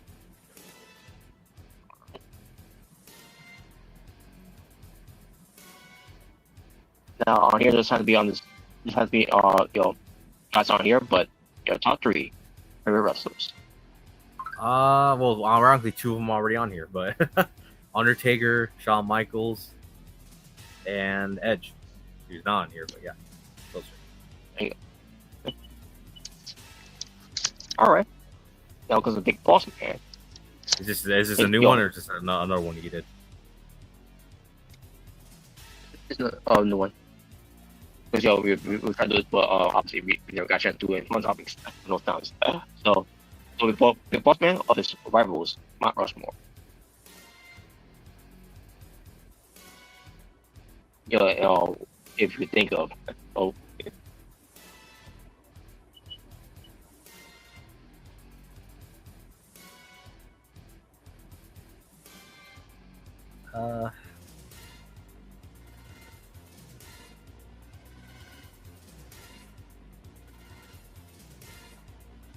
I don't know.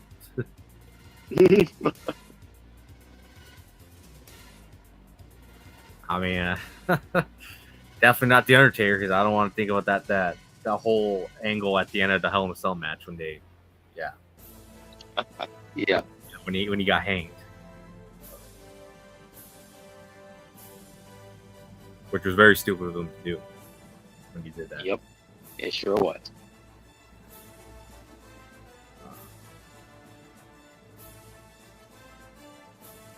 I don't remember. Did he feud with the Mountie? I think he did, didn't he?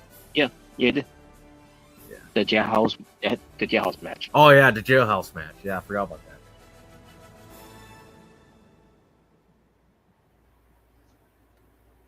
that. Yeah. I guess I'll put the Mountie on there. I'll go with the Big Show. Especially during the Attitude Era. All right. Well, the Big Show, yeah. Didn't he feud with Al Snow too, didn't he? Yep. Am I correctly? Yep. Oh yeah, because he did the angle where he ate his dog, right? He made also his dog. Not really, but obviously he didn't eat the dog, but I mean, yeah, I know. Obviously, he didn't really eat the dog, but still, what kind of fucking creative is that? Because you see, was that when Russo was still around, or was that after he left? I think he was already gone. Yeah, he was already gone after that. So basically, it was a Vince idea. But you see, Jordan, the dog was named Pepper. So Walter at one point stole Pepper from Al Snow, and then the angle where he's going to feed him pepper steak. Oh, okay. I guess. But The thing is, it was not even steak. It was I already don't know what type of food it was. It was supposed to be, but whatever. If Vince was still around and when Drew McIntyre and CM Punk had the feud, I feel like he would have done that with Drew McIntyre. I'm gonna eat Larry. like, was that supposed to fucking offend animal rights activists or something? Like, I don't know. I don't know.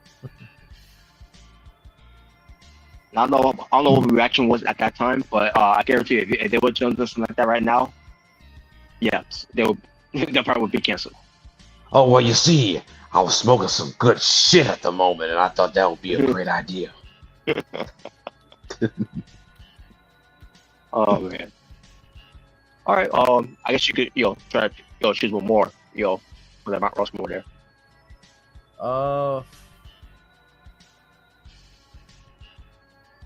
I don't know. I can't really think of any.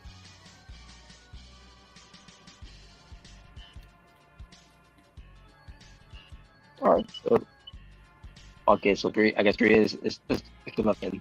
Yeah. These ones that they left us with. We don't know how many you want to choose, but we chose three on this one.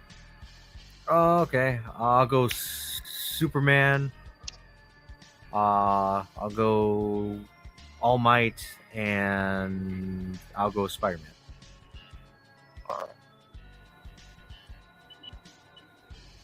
Oh yeah, right. I think we did that was mine. We already did that. Yeah, we did that right. Yeah. All right. So now let's go back to where we left off. Yeah, let's go back to where we left off. Yeah, this is the last one now. So these are losses to wrestlers' last matches. I want to say that about Shawn Michaels and Ric Flair. No. And I'm not sure about Brock Lesnar too, by the way, because when they go to WrestleMania Saudi next year, we'll see. Yeah, we'll see about Brock. We'll see about that. So. But for now, when it comes to his loss though, or their last match, you're supposed to retire. Choose your top four that meant the most. Okay. So I'll go. I mean, I guess at the time I'll go Ric Flair and Shawn Michaels at the time. So before obviously that got ruined, but yeah, I'll go those two. Mm-hmm.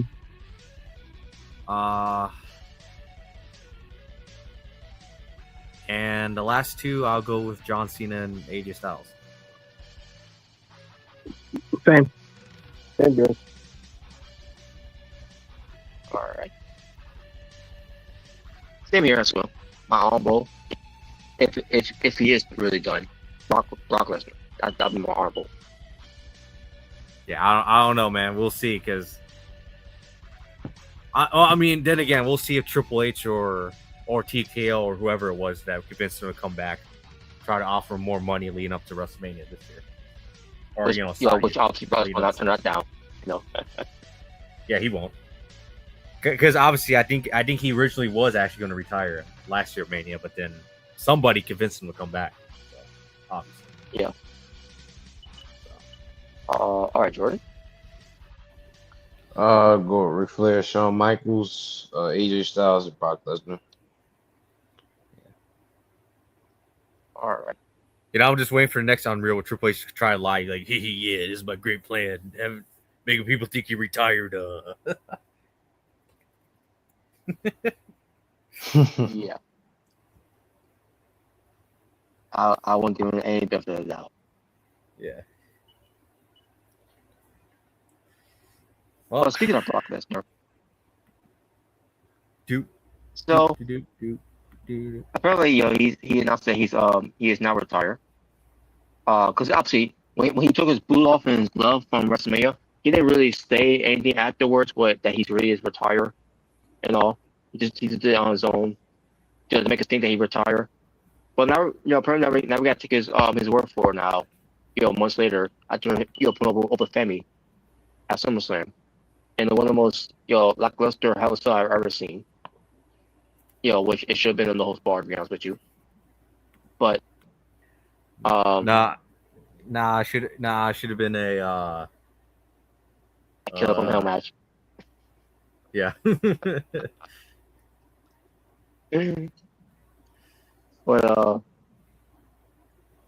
But this really is done for Brock Lesnar because I stand alone. There's two Jalen's. Yeah, I'm assuming Jaber's internet is going a little haywire there, which is why we see something like this. Now, which one of you is the real Jay Bird? Clearly the one without the picture. The one without the picture is the real one. There you go. Hey, Robert, you don't have a picture either. I don't know if you know that. Yeah. Oh, really? Yeah, Okay. I saw a picture. Yeah, you don't have a picture either. There we go. There you go. Now you have one. But we'll see what happens for Brock Lesnar. Because fool me once, shame on you. Fool me twice, wait and see. In a way. So, he's gonna be back in the Royal Rumble. he might, or again, he might just, they even care to even try to do a build up for WrestleMania going to Saudi, like they did the Royal Rumble. Or let's face it, or any other events, they'll try to build up anything going to Saudi. Yeah, fuck Saudi. Yeah. But by the way, when he played that Saudi Vision ad at US Bank Stadium, the whole crowd booed it. That was great. I can imagine. But for now, thank you, Brock. But we'll see after thank you, Brock. Definitely one of the greatest powerhouse type wrestlers, to ever do it. So. Indeed. Yeah, man, he was one of a kind. Like, a guy with that much strength and speed, because he was fast too. And when he was young, he was athletic. I mean, he was able to do the shooting star press. Obviously not WrestleMania 19, but he was still able to do it before it. So yeah. He definitely knew his way around the ring. He wasn't just some big guy that only did power bombs. He wasn't one of those big guys. So. Yeah, and he could be funny. I mean, he's had a bunch of funny moments. Whether intentional or unintentional. I still remember the one when he called out Undertaker. Let's do this. That's my favorite one. Or his screaming at WrestleMania 29. Yep. Yeah. I will see you on Sunday. Seth Rollins, I'm coming for you, boy. And I'm coming hard. I'm coming hard. Hell, even a segment with the Sami Zayn at one time at SmackDown was pretty funny. I can see it now, kid. Sammy, right? Yes, Sami Zayn. That was funny. Yeah, Rock can be funny, bro. He like he said, he's funny and I'm money. He ain't wrong. Get a life, kid. He's not wrong. Yeah. You know what's my favorite one? Look at this face. Look at the face. Oh, I love that one, bro. That one's funny. Well, come on, you guys know, like he was dancing with the Mrricanjay band. That was funny. And even when he was dancing to MVP's theme song in the Royal Rumble, Oh, even when he had the boombox, briefcase, that was pretty funny. When Brock's being himself, he could be funny, man. He could be funny. But yeah, man, I'm sure, like I said, because I even said this, before, I'm sure he really did want to retire. I mean, he said it in the Pat McAfee show that he wanted to retire at WrestleMania. He said he couldn't do it anymore, but obviously TKO, I'm sure TKO said, nah, we still need you for a few more dates. So just hang on a little bit. It will pay this much money, which is why we had to get all wrestlers pay cuts. Oh yeah. Yeah, basically, yeah. I'm pretty sure that's what it was. So So Brock, he did a few more shows. Obviously they paid him well, and yeah, now he can just chill in his ranch. Chill. Because I know he got a farm. He's the ultimate farmer, so now he can just chill, be with his family, and yeah. Yeah, I think I think Oba and Brock should have been it should have been a tractor match. What? Yeah. Yeah. But yeah, man. Yeah, so thank you, Brock, for memories. You are truly a beast. You're a legend. So yeah, man. Thank you, Brock, for not watching the shows, of Turbo Raws over the years. I don't watch the show. I still remember that. Why would I watch the show, Paul? I don't watch the show. Well, I mean, during that time in 2018, I don't blame you, Brock. I don't blame Brock. Yeah. Those were terrible times. But yeah. Oh yeah. Yeah. So then, Seth Rollins is going to be taking, take time off. Yep, your boy Seth Rollins is taking some time off. And all I can say is, okay, good. We're moving on. Nah. I think it'd be like, wow. Thank God. He's taking time off. Well, it's funny. Since Seth's taking time off, Becky came back. It's kind of funny. Yeah, funny. The mom has come around. Yep. It looks like we're gonna get a triple threat. Like I said, with Stephanie. Since Stephanie Vicarious back, and Liv's still champion, so it looks like they're building that up. And and Becky's babyface again. So yeah. Mm-hmm. Yeah, so this should be interesting. But yeah, so Seth's gonna take some time off. I don't know how long it's gonna take it. For Robert, he's like, he don't care. It's just as long as Seth take the rest of the year off. I don't care. yeah, I do it. Yeah.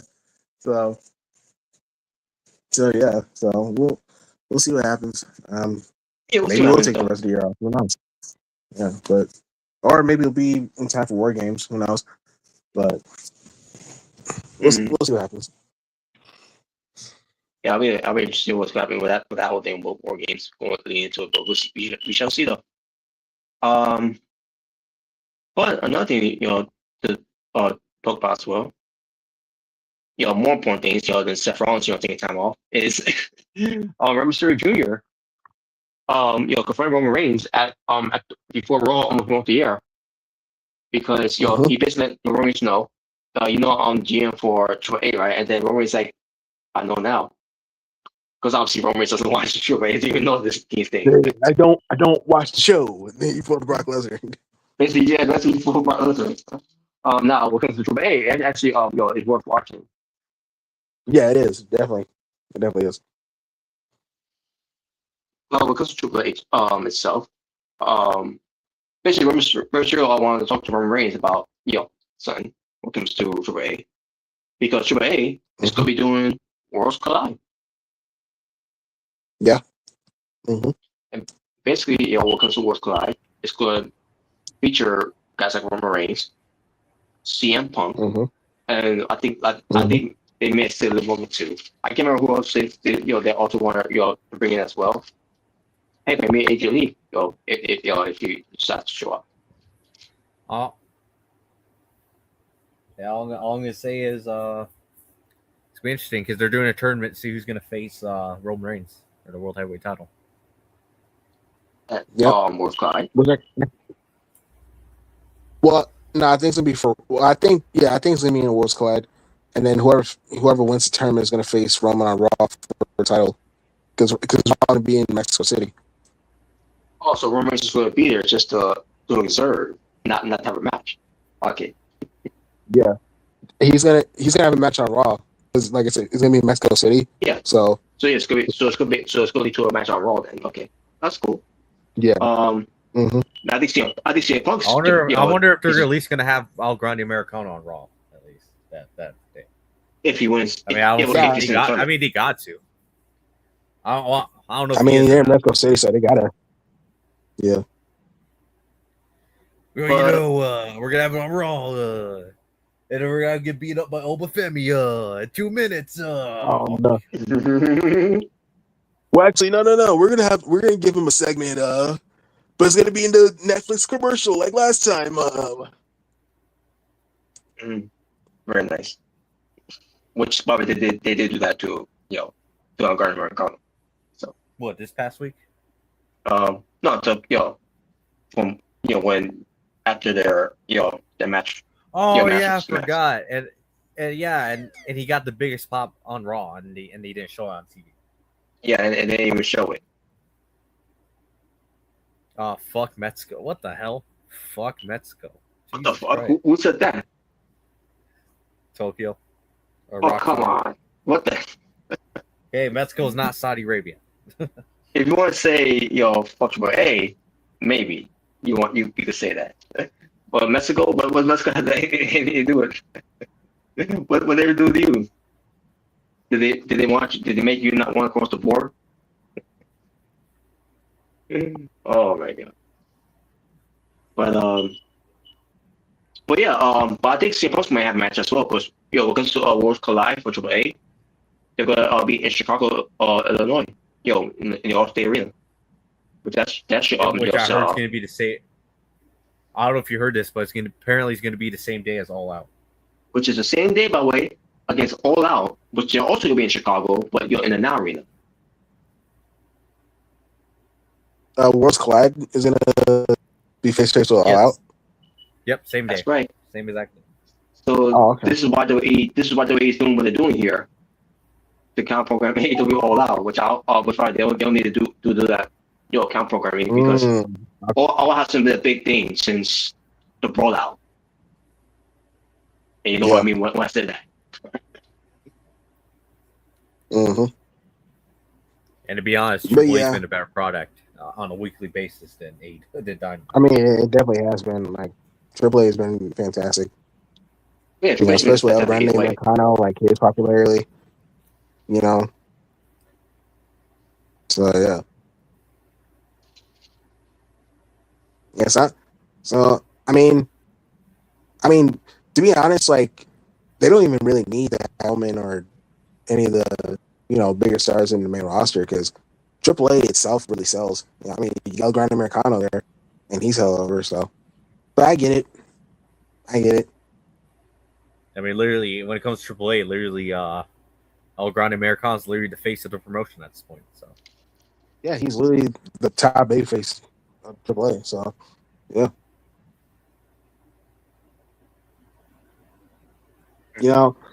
I even said this.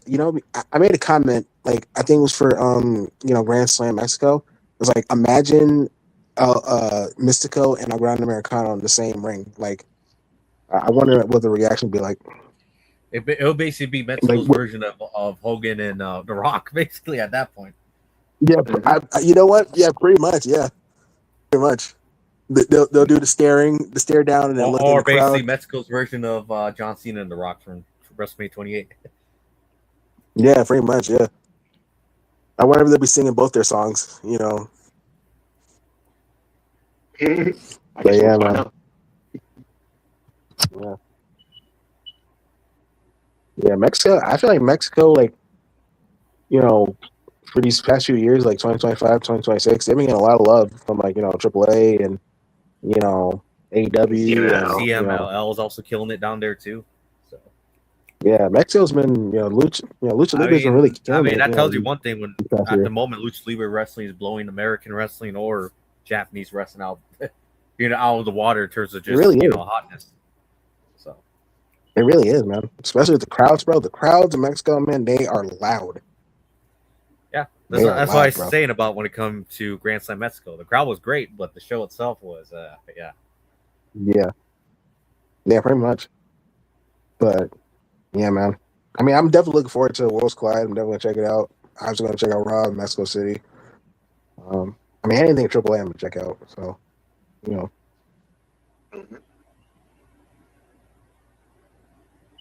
Now we should have NXT. Okay.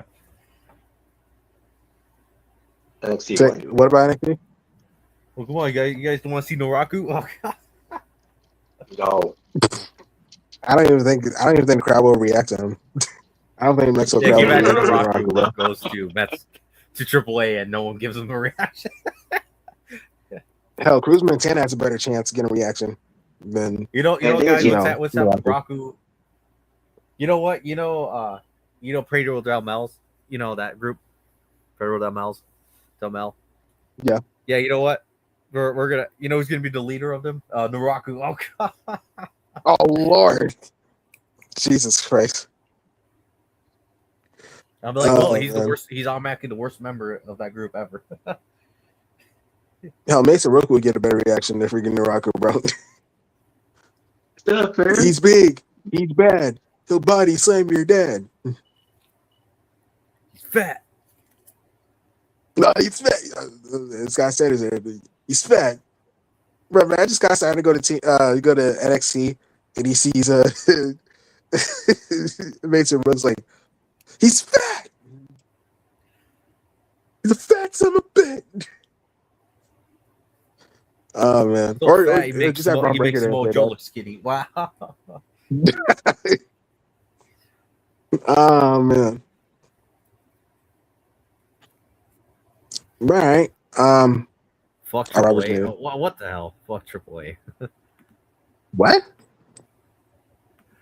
AAA is great. We just talked about Rockstar.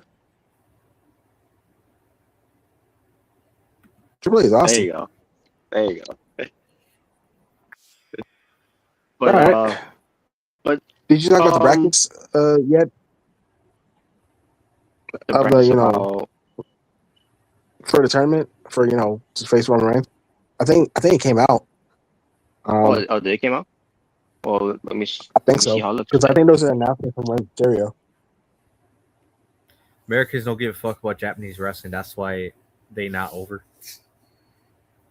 Wait, what? Americans? Well, I mean, they did. In New Japan, especially with Bullet Club. I mean, that's really. I feel like that's where it got its popularity. At least during that time. Or Los Angeles de Japan.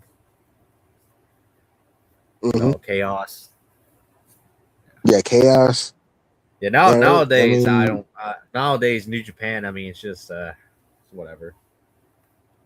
Yeah, it's not what it used to be. I mean, even then, I wasn't really watching New Japan like that. But even still, I would kind of keep up with it a little bit. I don't know what's going on in New Japan nowadays. Yeah. New Japan needs the Young Bucks again. Oh no, they don't. No, we don't need Young Bucks. We don't.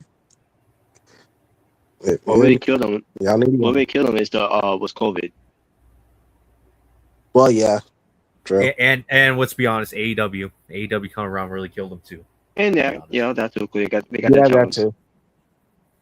They really did. I mean, even though WWE obviously took New Japan guys too, but it wasn't as bad as AEW. When he basically throw all the top comparable.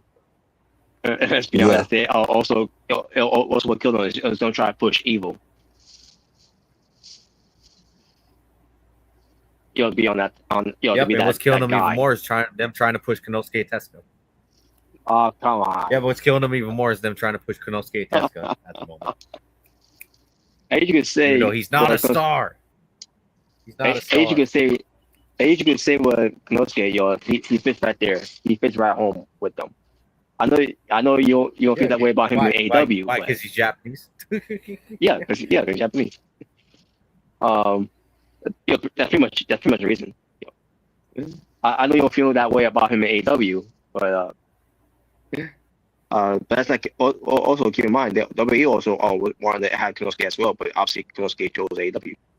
So plus, and offer him. Well, I mean, let's be honest, he wouldn't have been shit in WWE because he wouldn't have been shit in WWE because he fucking sucks. That's all. Oh, come on. And obviously, AEW paying more money. That's probably why he chose them over WWE. Yeah, Tony Khan overpays people. That's why. Yeah, he does. Like for example, boring. Now I don't know what it's supposed to be called to face Roman Reigns for the title. I'm trying to find. I don't think it has a name. I something. think it's just a normal contenders tournament. Evil Kill NXT. We're not there yet. Push made me stop watching. I wouldn't say that. Let's see. Evil killed NXT. I think it only killed it. He has to be champion. Yeah, he has to be champion. You have to be champion. Yeah. So I wouldn't say. Yeah. You know what? Yeah. You know what? He's gonna be champion. He's gonna be it. Like with Tyrus, basically killing everyone's on chance of what the NWA. Because he was their world champion. Is it bad? Is it bad that I think No Rock is worse than Tyrus? Is that bad? Oh yeah, definitely. Yeah. You saw bracket yet? I'm gonna say that's just. I think everyone can agree this is the one guy. I think everyone's glad Tony Khan wasn't a fan of, and they bring him to AEW. Yeah, which actually surprising. My worry would have been Tony. If you brought him to AEW, you were going to pay millions of dollars, then you're a fucking moron. You're an idiot. Okay. But thank God that didn't happen because I didn't feel like Robert. You wouldn't want a full on crash out rant if Tony Khan signed Evil and paid him millions of dollars. Yeah, like I think it would be worse if they actually made him champion. Like whatever. Yeah, he wins the Continental Classic. He would be champion. He wins the Continental Classic. Or you know what? To make Robert even more mad, we're gonna have Evil win the Owen Hart tournament. Oh Lord, no! That would piss me off to no end. But anyway, you know what? Yeah. You know what? Evil and Yuka Sakazaki win the Owen Hart tournament. Oh no! Oh fuck that!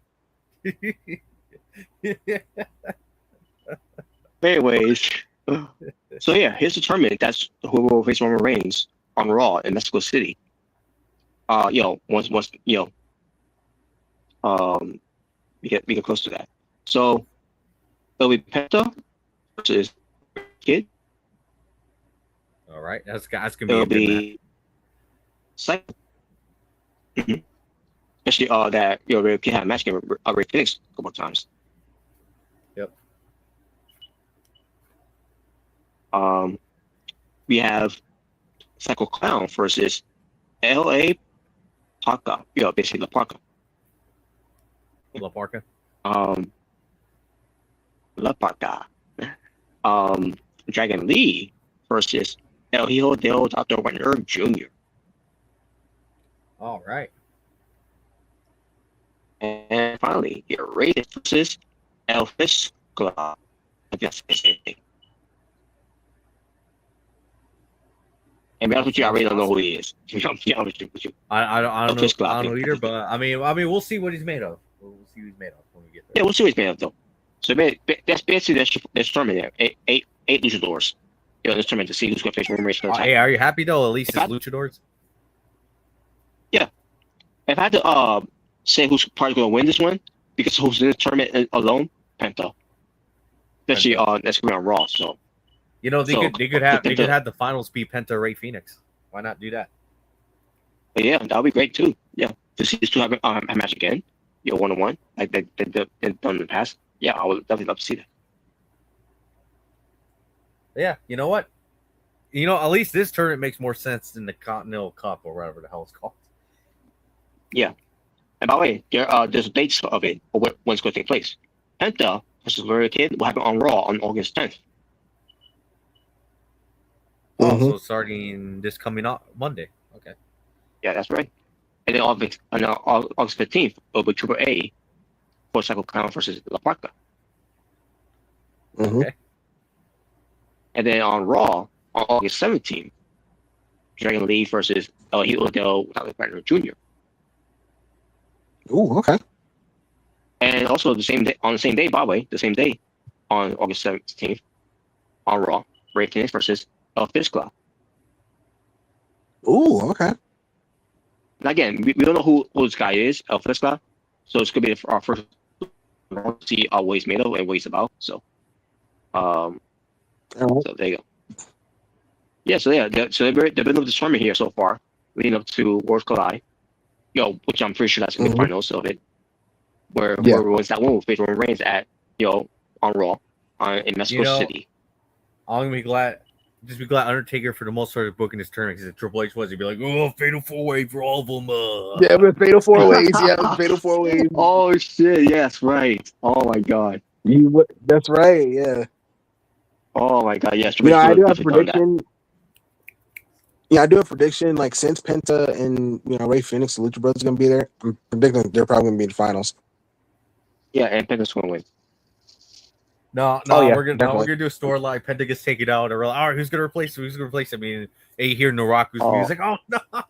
Oh my god! What Naraku? Oh no! What is he? Oh my god! Naraku, bro. Yeah, and he wins. If you really want to piss off the fans. Oh man, I was like, Roman, please bury him. Just bury him. You know, be great. You imagine that happens when the Roman Reigns completely squashes Naraku. Oh my god! Remember having the Sami Zayn and Roman Reigns? You remember having the Sami Zayn and Roman Reigns? Yeah. When that would be great to see. In SmackDown. Yeah. We'll just do that to Naraku if you face Roman Reigns. That'll be great to see him. Oh my god! But I'll be looking for tournament after all that. Naraku. Jesus Christ. Yeah, I'm sure Penta's gonna win. He's gonna face Roman. Because when they announced this and I found it was gonna be tournaments, like, oh yeah, Penta's gonna be in it, especially since he lost the title, the IC title. Yeah. So so and from the looks, it looks like he's moving on from the Intercontinental title. So. Yep, as he should. Yeah. Yeah, I mean he had a good run as IC champion. Really good run. Yeah. Yeah. So. And plus, Roman versus Penta, that's kind of a dream match. So. I'm interested to see, how that plays out. Hell yeah.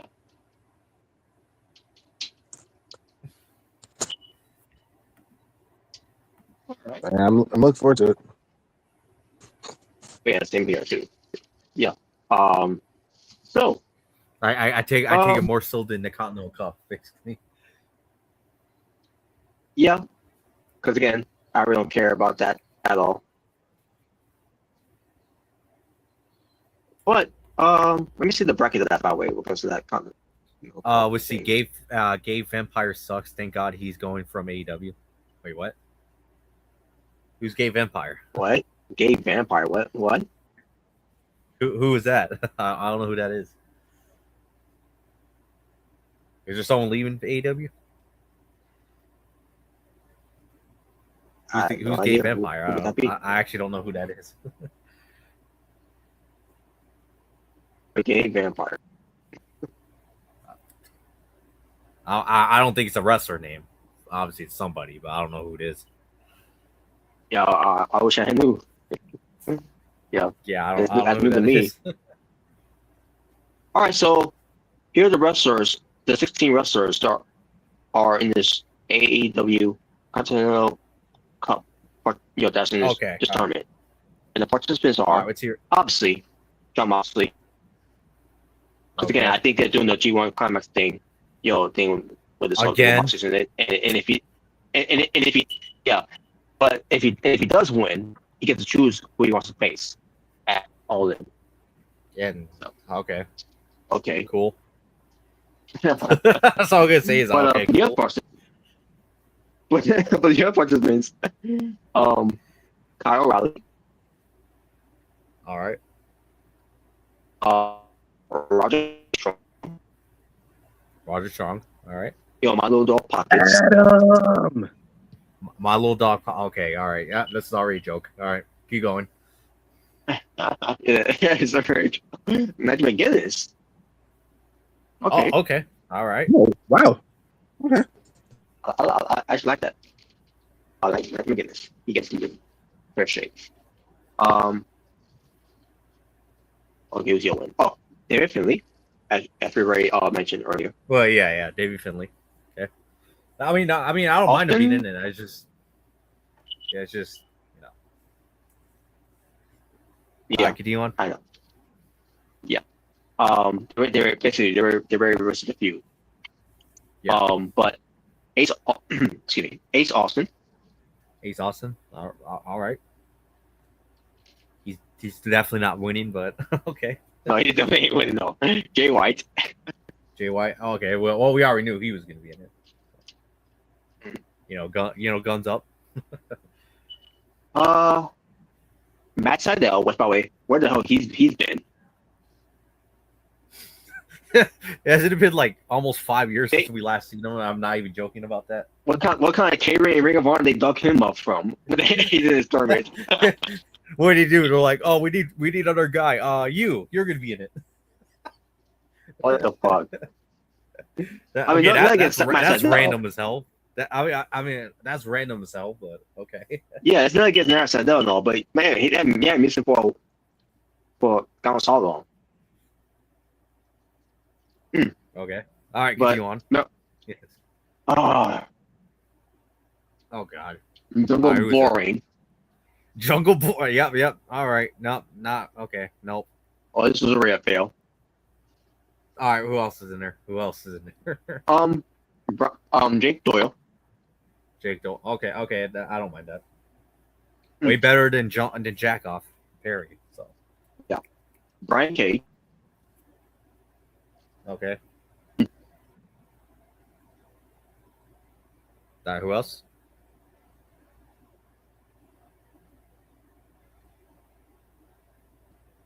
Yeah. What was that? You got cut off a little bit. You heard the last part? What was that? You heard the last guy said? Hechicero. Hechicero. Okay. All right. Claudio Castagnoli. Claudio. All right. Okay. And Eddie Kingston. All right, Burger Kingston. Where's he been? I haven't seen him in quite a while. Ring of Honor, obviously, and if you watches Collision. Okay. Is that it? And that's it. That's all the participants there.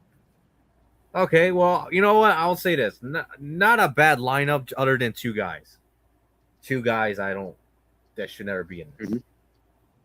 Jackoff Perry and Pockets. Like that's just a joke. Like who the fuck cares? Yeah. But all right. Well, I mean, it's not a bad lineup, but at the same time, it's just why do we need a Continental Cup? Like why does this need to be a thing? Exactly. Okay. No did you forget Shibupi? Shibupi was in it. Oh yeah, that's right. Oh shit! I skipped him. So he's right under Guinness. Yeah. So yeah. As for Shabala, Shibupi. Shibupi. I don't know. I missed him. Yeah. I feel bad. I have the first matches here. For looking it up. If you guys care to listen to what's going to be the first matches on this tournament. Yeah, I do. I really don't care. I really don't care about the tournament because I'm assuming this is first round matches. Okay, all right. So here we go. So all these matches, let's see, Okay, so these three matches are taking place on Collision on August 8th. So actually tomorrow it's going to be taking place. I know you're not going to watch it to see it, but I mean, I just want to point that out there. I don't mind. And obviously, this is just this. Okay, but obviously, this is just to get ratings for Collision because we all know Collision doesn't do shit for ratings. Yeah, like most machine guns, right? But anyways, the point. Okay, but anyways, let's get to the point now. So, all right, here's the first round matches. We have Claudio Castagnoli versus Ace Austin. Okay. Any reaction? Any guys got anything to say about that or not? No. Other than Claudio's winning. So. All right. We got Jake Doyle versus Eddie Kingston. Which I can see Eddie Kingston winning. Yep. And finally, we got Milo Dog Pockets versus Matt Sydal on Collision. Oh, my little box is winning that one. The match that was that's not the new soon. Yeah, and that's just a joke. That's a joke. Yeah, it is a joke. It is. All right, and speaking of jokes, these two matches are going to be taking place on Dynamite on August 12th. So yeah, Robert. Speaking of jokes, we got Jackoff Perry versus John Moxley, the Continental Champion. All right, Moxley winning. There you go. Yep. And finally, also on the same episode, we get Jay White versus David Finlay. So, all right. Yeah, I'm pretty sure that so much for that one. So much for that. That could be the blow off. Yep. Unless they want to revisit this later on when they do Blood and Guts. Oh yeah, just a 1-on-1 match on All In. But Jay White's gonna win that one. Yep. Yeah, especially and finally he lost the last match. He lost the last match against definitely back at Redemption. Yep. And finally, for these last three matches will take place on Collision on August 15th. So, yeah, more ratings, obviously, ratings draw. All right, this is very interesting choice. Brian Cage versus Hechicero. Okay. Wow. So this is going to be very interesting right here. Two members of the same faction going 1-on-1. So I was going to a story where one of might be leaving them downtown family. I don't know. I'm not sure, but we'll see. And speaking of factions going 1-on-1, we got Kyle O'Reilly versus Roderick Strong on the same episode too. Okay, I'm interested. I'm interested. That's very interesting there. And finally, this one's going to be the one I feel like people probably will want to see. It's going to be Shapoopy, Katsuri Shibata versus Nigel McGuinness, 1-on-1. All right. Yeah, so I was figuring it. I might check out that match. I actually might check out that one because I am interested in kind of seeing that one. So. Mm-hmm. Obviously, I might not watch it live, but I'm probably gonna check it out. The match itself. At some point. So. But yeah, anyways, that's pretty much it. So, yeah. So, how do you think this is so far for first round matches? I guess you could say. Well, again, don't really care about the tournament, but most of it sounds not bad, but most of the other ones just sound pretty boring, and most of it is just predictable. Yeah, like Moxley and Jackoff Perry. Why the fuck do I want to watch that? Yeah, exactly. And why the hell do I want to watch Pockets? So. Yeah, especially I know what the outcome's going to be against Matt Sydal, who hasn't been on TV almost how long.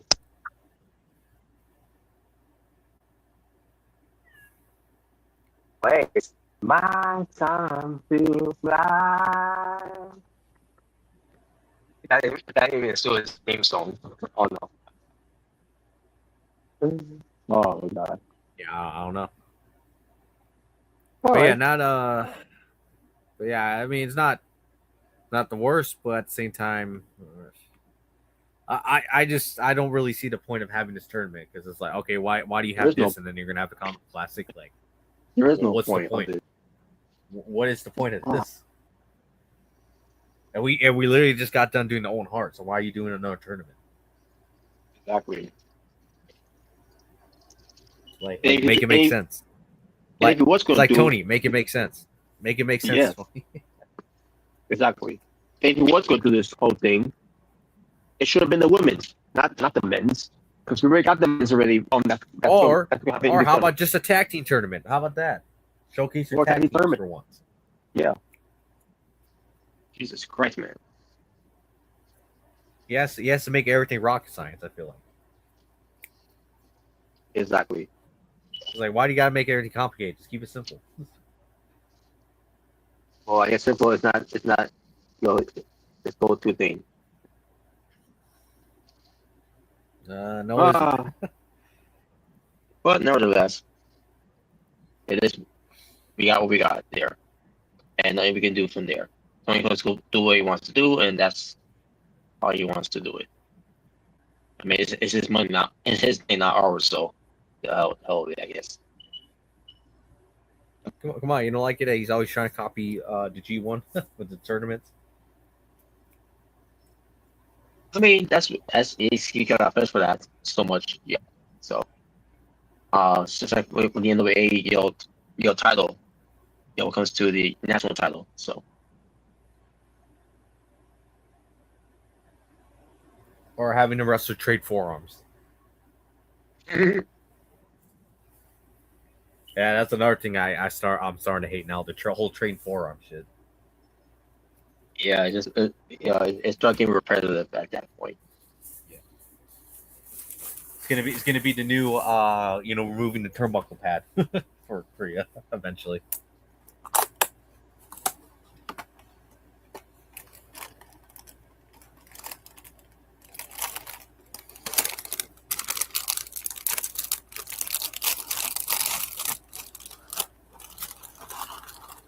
But I mean, that's pretty much it, really, for the Continental Cup or whatever. Austin, Bill Foley, even Triple H, even Jeff Jarrett. Look at their punches, really crap, you see Keanu James, doing work punches, that's someone who I appreciate doing work punches, but the thing is, now they don't want to feature that much on TV now, but they're featuring her on main event now. I like Jordan Grace. Apparently, she's the main event champion now on that show. Yeah. Unbelievable. But anyways, all right. So if it shows it on the watch, I'm showing it. I'm not in the in the area I'm supposed to be in when it comes to being working properly now. But Dark Side of the Ring, because I did watch the Dark Side of the Ring episode on what they entitled, by the way, Ultimate Fantasy. Now that can mean any other ways of what they meant by that, because of Ultimate Fantasy, because of what I'm about to talk about here. Because we're going to talk about here the fall of Renegade, who was better known as Richard Wilson, or just going Rick Wilson. Either way, the guy who was portrayed as the Renegade in WCW. Basically, this guy. If it shows it, the background, that is. There you go. He was the Renegade, but he was Wilson, or what name he was called in WCW, and this was him in some other territory he was at, promotion, whatever it was.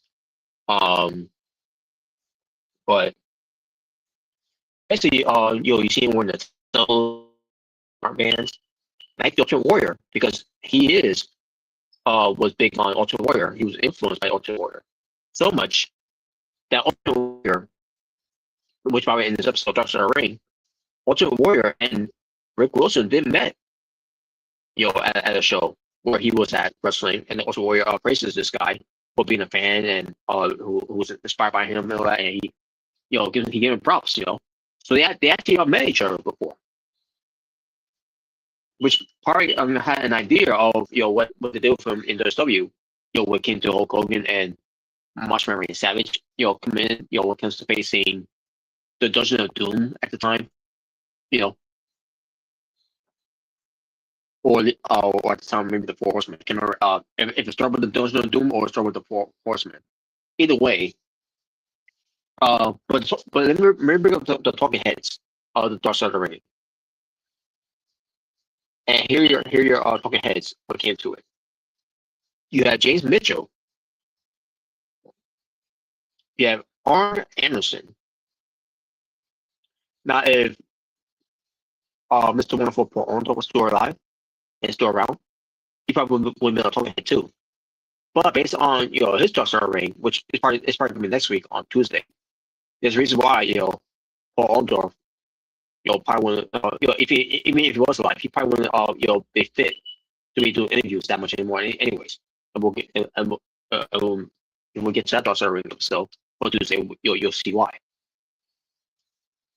It's kind of in the way of Terry Gordy, where he shouldn't have been in the first place because of the state that he was in. But for Arn Anderson, James Mitchell, Marty Jannetty, yes, the same Marty Jannetty who also had a Dark Side of the Ring episode, which last year or 2 years ago, I believe it was. Point is, there was also an episode on Marty Jannetty with this Dark Side of the Ring. Eric Bischoff, which he was the brains behind the whole Renegade character. We'll get to that more shortly. John Pollock. You also have Kimberly Morrison, who was the ex-wife of the Renegade. And she was and by the way, in this episode, she was a sweetheart, by the way. She was a genuine sweetheart in this episode.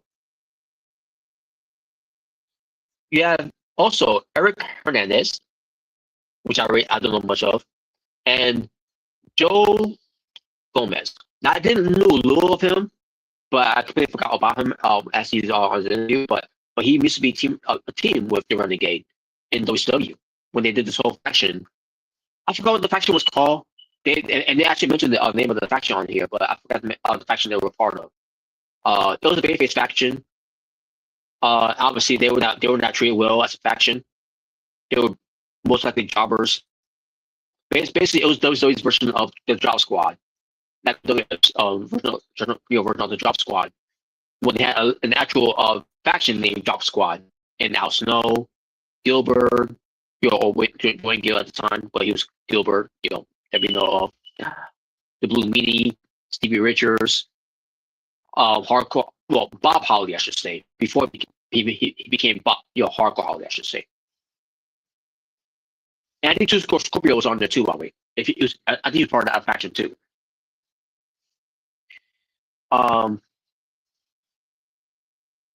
Anyways, but the point is, Joe Gomez was also a talking head on here as well.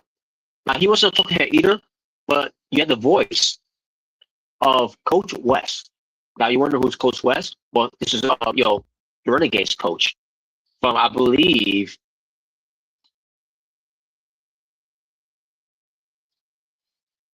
I can't really remember what sport it was that the Renegade did. But nevertheless, but he was also, had his voice and his takes on Rick Wilson. Which, by the way, when it comes to all I'm talking about Rick Wilson, nice guy and all, but when it comes to knowing what he, didn't know what he was doing. When it comes to to what to do, when it comes to doing spots in the ring. Now, he wasn't bad. If you see him in wrestling, he wasn't a bad worker. He just didn't know where to go next. What goes to it? He had to be led by, other veterans in the ring, like Arn Anderson, like Mr. Wonderful Paul Orndorff. I remember matches that the Renegade had with Mr. Wonderful Paul Orndorff before. But he wasn't a bad worker. In fact, he should have been a worker, that could have been treated well if he was trained right, And maybe he could have, been a lot bigger, if they would have treated his character right too, because the character they brought in for him, because again, we had to go back to the whole thing with him when he met Ultimate Warrior, because he was inspired and influenced by Ultimate Warrior, which is why he had the tassels and all, but like the face paint. So they came up with an idea of Hulk Hogan and Mrricanjay Savage to face. I can't remember again what comes to the Four Horsemen or the Dungeon of Doom when it was good when Hulk Hogan was teasing the ultimate surprise. So people thinking to themselves, oh, it's gonna be Ultimate Warrior, and especially they were doing vignettes of Hulk Hogan and Mrricanjay Savage, and they be interviewed by Meiji Oakland, and you see a smoke behind them, and you see someone in the smoke who's basically emulating the Ultimate Warrior when it comes to raising the hands up and all that and all. You think, oh, that's Ultimate Warrior there. Until they did the debut of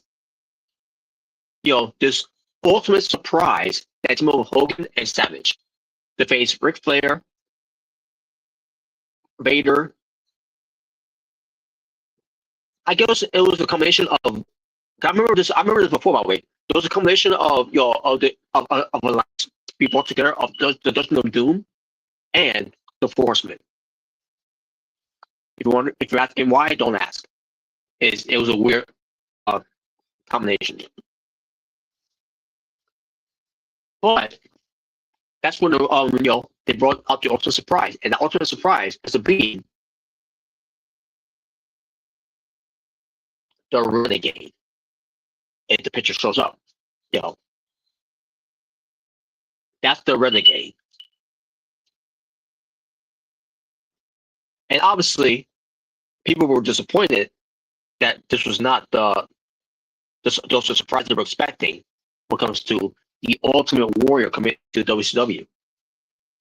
Instead of the Ultimate Warrior, we got most likely a dollar store, a knockoff Ultimate Warrior here. Now they were being pleasant with this guy. They want to see what he was about, and they wanted to like him. And I know that Rick Wilson, being portrayed as the Ultimate Warrior as when it comes to being the Renegade, which it wasn't a bad gimmick or anything, but we all know what his character was supposed to be. He was supposed to be basically the Ultimate Warrior. And I know he was doing his best to do that character well in WCW because it was trying to compete against WWF's Ultimate Warrior. But unless you can do that character better, like Jim Hogwood did, when it comes to the promos and how he was running and the build and just the presentation, unless you do that character better, that gimmick better, it was never going to work in WCW. And the fans even do that too, to a point where they started to resent this guy, the Renegade. And and they tried to push him, which is why he won the WCW World Television Championship from Arn Anderson. And Arn Anderson, talked about this, where he didn't have a good match with the Renegade.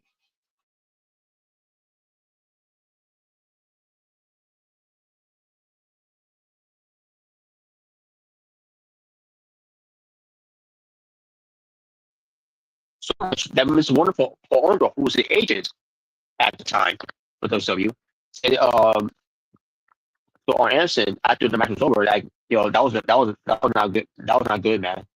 Even Arn Anderson knew it was not good. Now Arn Anderson did his best, but you go to Lou was someone who's really not that much to do with in the ring. The best thing I can say about the Renegade is that at least he wasn't reckless like Ultimate Warrior was. Because there has been stories where Ultimate Warrior has been reckless before with certain people. But you cannot say that the Renegade is like the Ultimate Warrior. Not just when it comes to him in ring, but also behind the scenes, because we all know who the person is Ultimate Warrior is when it comes to how he treated people, which is not good. Rick Wilson was a different type of cat. He wasn't that type of person. And obviously, when it comes to not making any friends behind the scenes in the locker room, he was having a hard time when it comes to it. No more talk to him. And they resent him because Hulk Hogan, pushes push this guy, to be on that level, to be in the main event caliber type of person, which he never did. But obviously, the fans did not gravitate to him. The boys from the locker room did not gravitate to him, and it was really his downfall. So much where when Jimmy Hart is attorney on Hulk Hogan, to be with the Dungeon of Doom, that means that was going to be the end of the Renegade. When it comes to Jimmy Hart managing him, because Jimmy Hart did manage him, and even Jimmy Hart tried comes to get him over too. So he started having some downfalls. He lost to Diamond Dallas Page, and also he had a match against the wonderful Paul Orndorff, which he won. And then he had a match against Diamond Dallas Page, where he lost the belt to Diamond Dallas Page. Obviously, Diamond Dallas Page, I think he may have cheated to win because he was the heel at the time. And then Mr. Wonderful got his win back on the Renegade.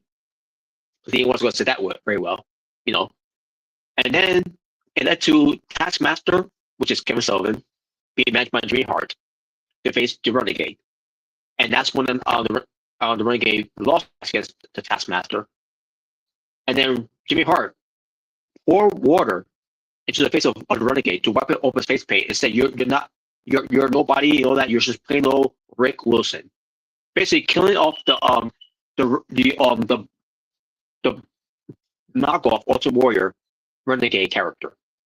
Now he was still called a Renegade, but it was a different type of Renegade character now, which it was out with the face paint and with some type of all black attire look.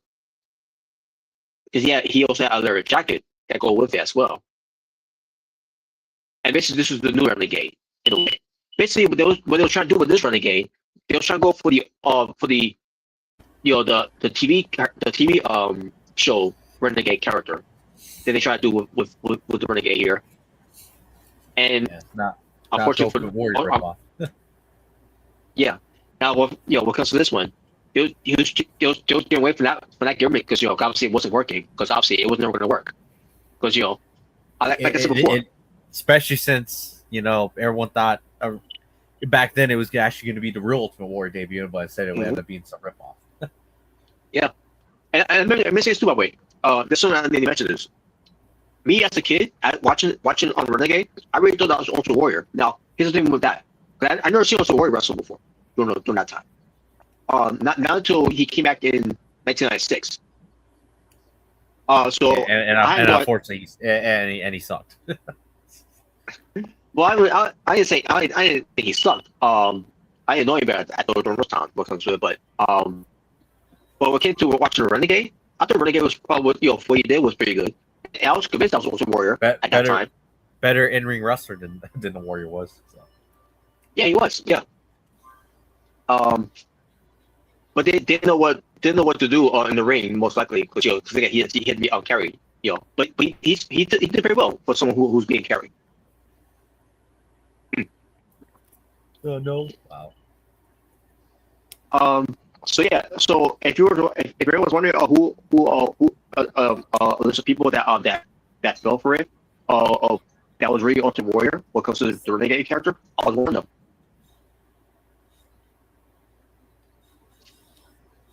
So, and basically, and also because of the music too, it was basically almost like the same music like the Ultimate Warrior that they used, which I thought was pretty cool.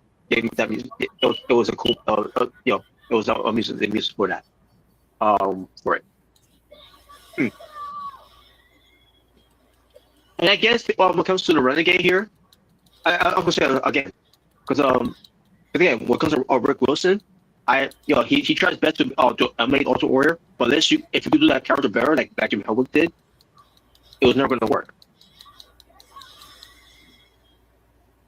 Yeah. So the Renegade, had a new change of character.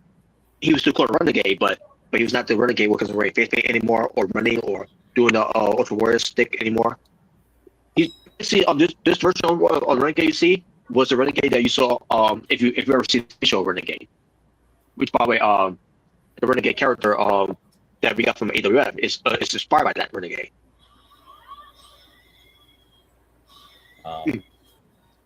Yeah, which I knew. Yeah. So they did use Renegade, which I did not know that. I did not know this as I watched this episode. They used the Renegade to as a decoy from that War Games, that awful War Games, they did. Because of the word being in it. Yes. Yeah, they did. The whole trapdoor thing, which same trapdoor that they didn't tell the wrestlers about, and then Bulldog as a getting hurt from it. Yeah, that same trapdoor. Yeah, that match was awful. Yeah. I don't think that's a controversial thing for me to say. I know it's just awful. I think we did a variation to that, if I'm mistaken. I could be wrong, but I could swear we did. But nevertheless, but they missed. But Renegade, he was the decoy of that whole thing. He was using the trapdoor to pretend he's also a warrior. So I guess that's ended up being one of his bucket lists. When it comes to it, because he got beaten down, and then also in the real war came out. It started right in going into the cage. Yeah, so they did show that part of the episode.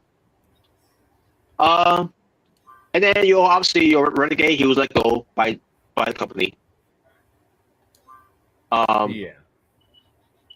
And obviously Renegade, before he, I should mention this, before he got to wrestling, he was known as a dancer.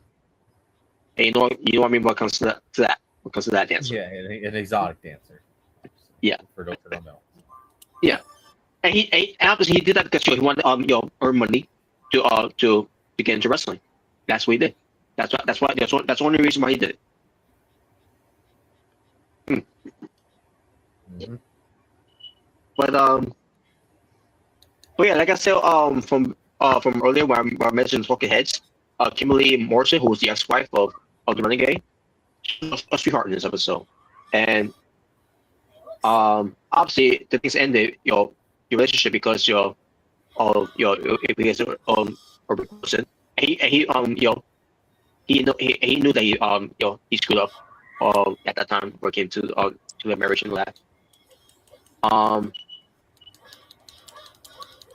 And he started getting to some booze, some drugs, and yeah,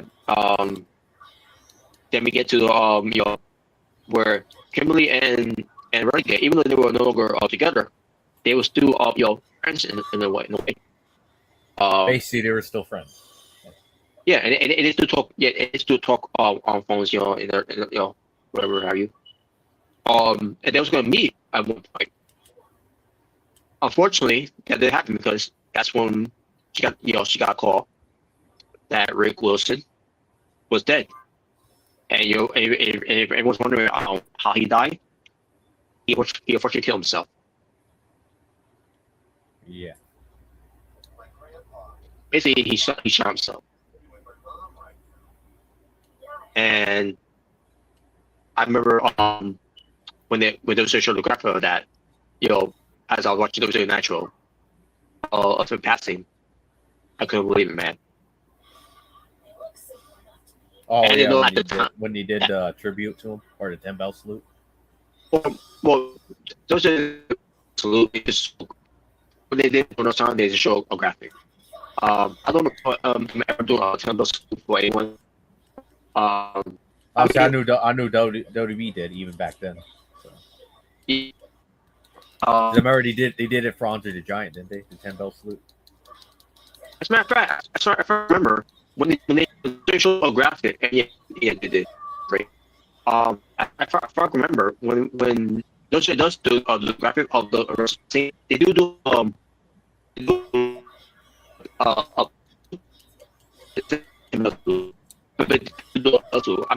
America, they did one for Rick Rude when he passed. Probably that same year. Oh yeah. Which by the way, if you're, everyone, 1999 is when he died. The Renegade kills him. Yeah, unfortunately. But yeah, man. I feel after watching the episode, I feel sad that he's not here because he could have been a lot bigger. When it comes to the Renegade character, and not as the Ultimate Warrior ripoff, because obviously obviously that was never going to work. That was never going to work. But this Renegade character, it could work. If they would did some justice and really got behind it. But they never did, and that's why they let him go. Can't remember. I think it was like 8 to let him go. If I recall, I can't remember. But no, you're lying. Wow. Oh yeah. Or he could be part of the NWO. When it comes to being the Renegade, you had the NWO face paint on, maybe maybe it still could work for him, But and that's another thing with Hogan. Hogan, he saw that he was getting the attention he was getting from the fans, they were rejecting him. Hogan, just it's like they don't want anything to do with him now. Who was behind him in the first place? Because the ultimate surprise, brother. Are you surprised with that? That was the problem. That was a surprise. Because again, they were teasing us Ultimate Warrior, which obviously that was not the case. Yeah. Yeah, can't open this. Yeah, I was safe to say it was one of the worst debuts ever, unfortunately. Yeah, it obviously wasn't his fault.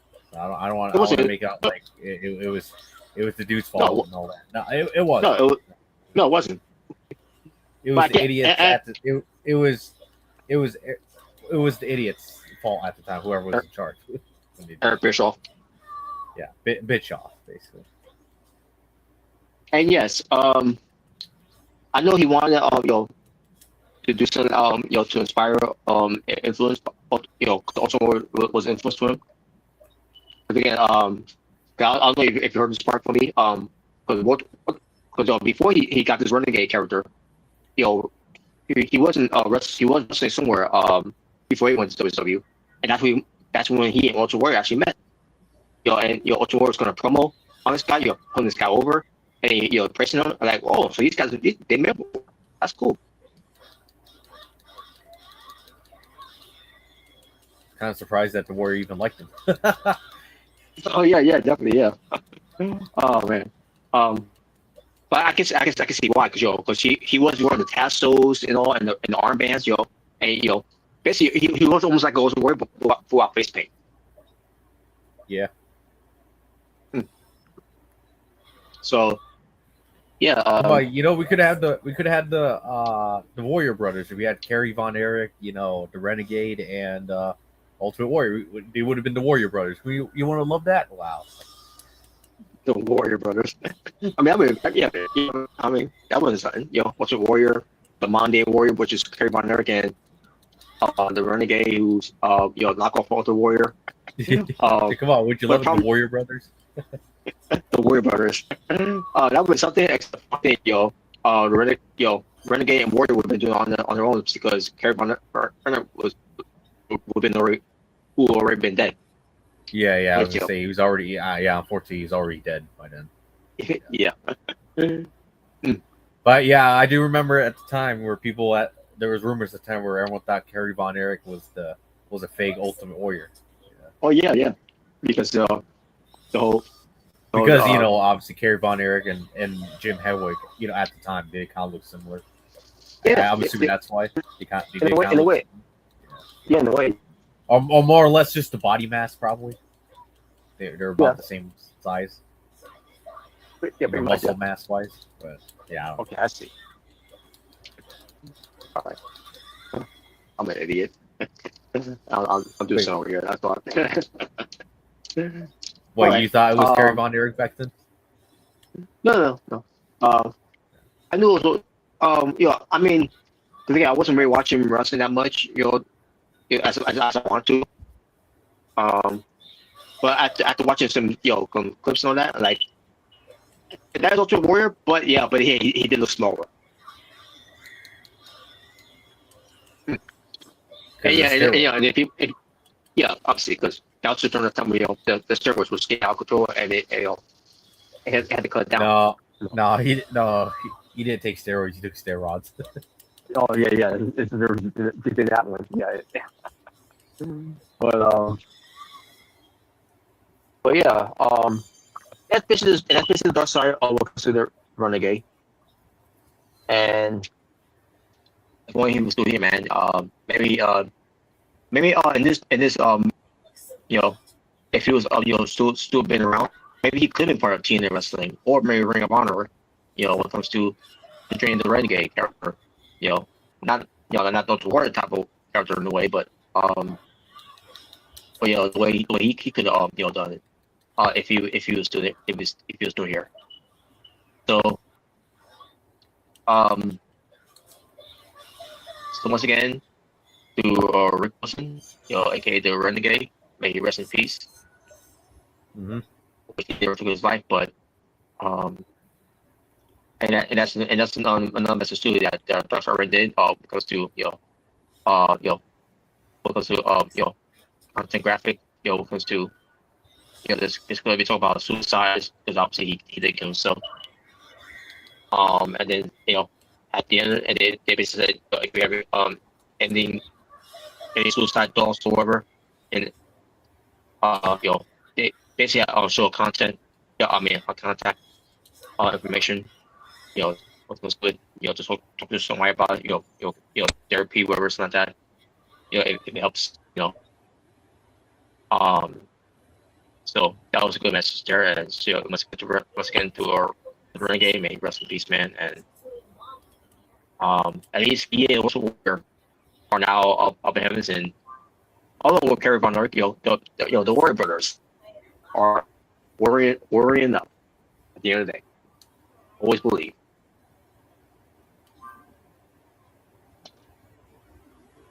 So yeah, that was good for the ring. They're gonna do on. It's gonna be Mr. Wonderful Paul Orndorff, and that's gonna be something to look forward to seeing, especially during his 100 years.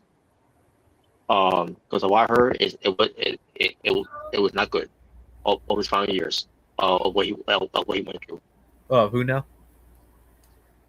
Paul Orndorff, Mr. Wonderful. Oh, Mr. Wonderful, yeah.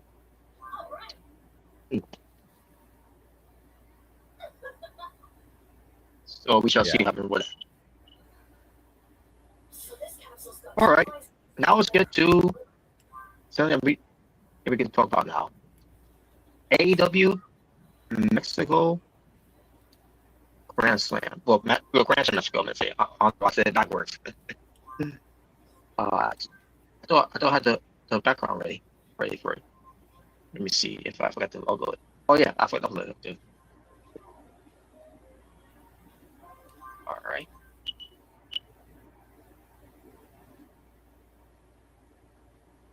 And it's still buffering, loading.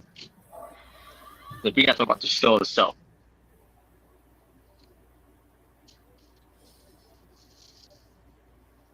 Yes. I gotta leave this area. It's not doing so well. So uploading it. But I'm about to do that right now. Alright, okay, there we go. Alright, all time. Now we gotta do the show up.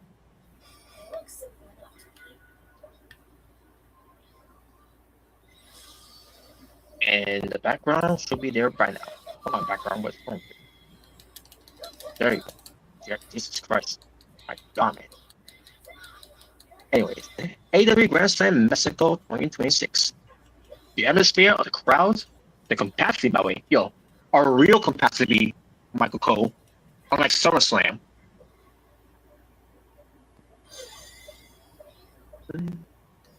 Exactly. But anyways.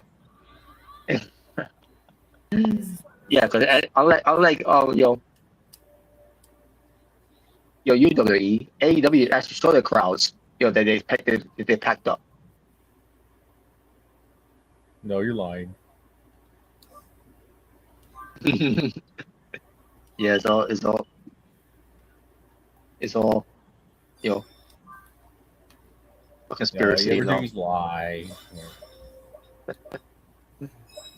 Never truthful, Okay. Robert. Wow. Never. Never. Oh, man. All right. Oh, okay. I'm sorry for AEW then, Wikipedia. My God. Anyways, so on August 5th, 2026, Mexico City, Mexico, in the Area Mexico Arena. Yep, Arena Mexico, which is Are Triple H stomping grounds, or not Arena AAA, Mexico. CMLL stomping grounds. That's right. With a just of 16,000 capacity. And again, the crowd was great. Yes, the crowd was great. Arena Mexico is always great. So. Oh yeah. As part of the show, let's dive into it because you have Here we go. you have Sockface, you have Tony Schiavone, you have Taz, and then I got this picture of Roman Reigns look like he's Mexican. Wait, what? I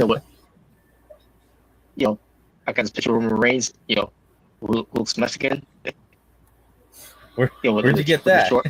With the short hair and no picture here. I don't remember where I got it from, but I saw some. I think it was during, when I was not working on Monday, and then obviously Roman Reigns was going to be on the show. I think he was. I can't remember if he was. So I was going to get some backgrounds for that Raw to watch, and also I came across this. I'm like, oh, look at this.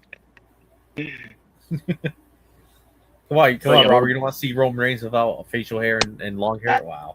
Actually, he doesn't look bad, looking like that. In fact, who was that guy that was in NXT who's Samoan? But he was a jobber, so they obviously they getting high of him. What was his name? It was a dumb name too, but what was his name? He was Samoan. Or at least some type of Samoan from somewhere. I actually can't remember. Yeah, I can't remember, but we know. Was he on any current version of NXT, or was it during the Black and Gold era? No, the current one. I guess during the time when it was 2-point shit, and then when we got away from 2-point shit, and he was still there, and then he was gone. Oh wait, was it that one gay wrestler? Was it that gay wrestler that went to AEW, but then he obviously got fired because of his domestic charges or something like that? Is that the one you're talking about, or is it another guy? No, not him. I forgot his name already. I know what you're talking about. Like the gay wrestler. I forgot his name already though. Jeez. Zion Quinn is the guy. God dang it. Zion Quinn. Oh yes, I remember him now. Was he Zion Samoan? Quinn. I thought he was Brazilian. Was he? Let's think about the other guy who's also big too, who's Brazilian. Yeah, Zion. Yeah, now I remember Zion Quinn. Yeah, I remember Zion Quinn. Yeah, I remember. Yeah, he didn't do shit with him. Yeah, he wasn't good. He was all right. He wasn't really good, but he was all right. But he had the look, he wasn't but he just didn't look. He wasn't good. He didn't develop well. I'll tell you one thing. He was not. Tell me who's worse out of Zion Quinn and Trey Bearhill. Oh, Trey Bearhill easily Trey Bearhill. Hey, at least with Zion Quinn, at least he actually looked like a wrestler that can whoop your ass. Yeah. Trey Bearhill, I'm gonna be honest, he just looked like he got some random fat guy off the street. He's fat. Like to be honest with you, he was shit in the ring, and also let's be honest, his look was shit too. So yeah, exactly. At least Zion Quinn actually had the look. So he was trying. He was trying. I'll give him that. But anyways, kind of like the Jasper Torrey guy. Even though you're not a big fan of him, but at least he actually looks like a wrestler. So. Yeah, at least, yeah, not really big of him because obviously, ain't that big of him, but AC's trying too. And he got the size to him too. But all right. So yeah, so I'm gonna get this picture, like that, right? Because this is what Roman Reigns look like if he's shave his got a haircut and shave his beard and he look like he's Mexican. So, but all right. If Roman Reigns ever turned heel back when the Authority was still around, and you wanted to have him get a corporate look, that would have been a great look to do. That would have been great. Yeah. I mean, it's not like he can just grow his long hair and a goatee again. So. Yeah. All right. So the opening match was the 8-man tag match that features the Death Riders, which is Jon Moxley, Rhea Yula, Pac, and Dan Garcia with Maria Shafir to take on the team of CNC, which is Adam Copeland and Christian Cage, and the Cucamonga Fox. Fuck yeah. So yeah, we were off to a great start when we saw the Young Fox out there. And then the Death Riders came out and the Boar Horseman and the Young Fox. So what is Tony Khan's obsession with the Boar Horseman? What is his obsession with? Maybe he enjoys boxes already, which is not good. No. But anyways, he limits 26 left, and I barely catches the match at all. Other than there was one thing I did see though. There was one thing I did. You probably saw it too. Eventually, I heard about it, but I heard about it. I didn't speak about it though. The worst looking 619 I have ever seen in my life. Oh, from Adam Copeland. Okay, I guess okay, I didn't hear about that yet. You didn't see a clip of that? And I didn't see it either, so I don't know how that looked. Yeah, I think he was paying tribute to Rey Mysterio, obviously, who is a Mexican legend. Doesn't matter what Meltzer wants to say online, but he is a luchador legend. So. Former rival, former tag partner. Yep, and that too. Yeah, that too. So, yeah, people. Meltzer might say one thing, but trust me, I'm pretty sure everyone in Mexico will say otherwise. But yeah, and I got to see this. I'll look it up though. I'll look up a clip on it. Hold on. All right. But I thought you were gonna mention your whole thing with Maria Shafir and Christian Cage. That too. That too. Yeah. Well, I mean, I didn't. That didn't really mind. It was actually kind of funny. But yeah, I heard some funny thing happened there with those two. But no. I was talking about something else. Okay. Yeah. All right. But either way, Adam Copeland lost the match to Jon Moxley for the team, and yeah, I'm like, well, that was that match. Moving on. All right, I found it. Hold on. All right. Let's hope this doesn't, get All right, we go. So I don't want to give you a copyright, but here you go. Here it is. All right, let me see. For those titles in Wembley Stadium. Oh my God! You saw that? Holy shit! From Adam Copeland. What the fuck happened? How he slapped? Yeah. What the fuck was that? Oh my God! Yeah, that's bad when Nick Jackson's 619 looks better than Adam Copeland's.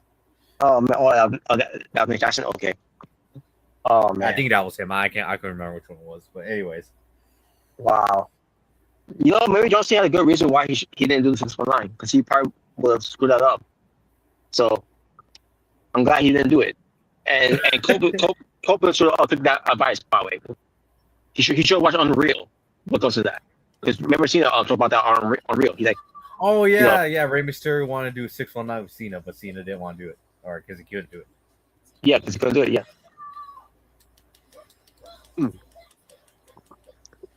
Well, open congratulations. That was the worst 619 you ever did. And it was the worst 619. You made Selena Vega's 619 look like it was 10 times better. You think it's so bad that even Seth Rollins' shitty ass? Is it so bad you think Jey Uso's shitty ass spear looks better? Wow.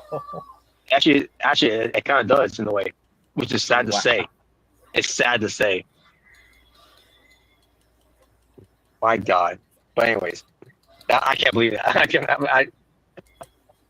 can't. But nevertheless, so there've been some frictions here, but CNC and the Young Bucks, and like, Who cares? Who cares? Yeah, I was right there with you. Like, who cares? And people are right when it came to New Japan at the time. You know, when people were talking about the Young Bucks were never started in New Japan. Nope. No. I think the one reason why New Japan even started right though is because Kenny Omega. Yeah, and great, and Geto was their friend. Oh, well, that's fuck him too, because he ruined New Japan. Yeah, fuck him too. Yeah, he's gotta be. He's one up there as one of the worst bookers ever. But anyways, yeah, I think Tony Inoki is rolling in his grave right now of what that dude did to his company from booking. Yeah. Just wonder how the Jalo even tolerate something like a Ghetto. My God. But anyways, so three-way match to determine the number one spot in the Casino Gauntlet match in at All In. 11 minutes and 5 seconds. Excuse me. Andrade El Idolo, Andre Olio. Versus Tommaso Ciampa versus Commander. And I'm like, wow, AEW, you really want me to not really care about the show. For a little bit, you've given this show itself. Now first, it's bad enough you got me watching the Fuckaroos and the Death Riders in the match. Now you got me watching the Commander, which I barely watched this match either. And then you got Tommaso Ciampa. He did that redemption with the stuffed animal. And now he's doing it with Andrade's pants.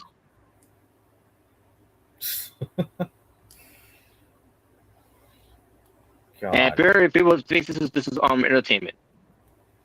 Are you talking about when Tommaso Ciampa grabbed Andrade's phone and took a dick pic? Or not Andrade's phone, but the lady's phone and took a dick pic with it? Wait a minute, he did what? You didn't see that? I didn't see that either. Because again, I very watched the match too because Commander was in the match. Yeah, so okay, you know how Andrade, his whole gimmick now is taking pictures, with beautiful, indie ladies, Yeah, which he did again, by the way. So apparently they did a spot where Tommaso Ciampa grabbed the lady's phone, and then he basically put the phone basically underneath his trunks or whatever, and basically took a dick pic. Yeah, you heard. He basically took a dick pic. Wait, he sounded fun. Don't you want to allow him to do this? I don't know how your wife would feel about that, there, Ciampa. Yeah, or his daughter. You're basically taking a picture of your dick and giving it to a random woman. Moving on. Andrade wins. Don't worry. He didn't actually pull it all down, but No, obviously no. Yeah. But Andrade did win. He beat Commander. So Commander was there to just do a job. I don't care if he's there to do a job. The fact he got me watching his match. Which is I barely watched the match either way. And then he did his impressive spot where he run the ropes and do the moonsault and then praising it like, oh my God, that's so great. So, yeah, it was so great. Maybe the first time we saw it, but not after we saw it 100 fucking times. Even when I first saw him, did that, I forgot what Dynamite show it was when he first showed up. I'm like, so. And be honest with you, I didn't know that was him at the time. I thought that was Ray Phoenix, But again, that's basically what he looks like. He's just a knockoff of Ray Phoenix.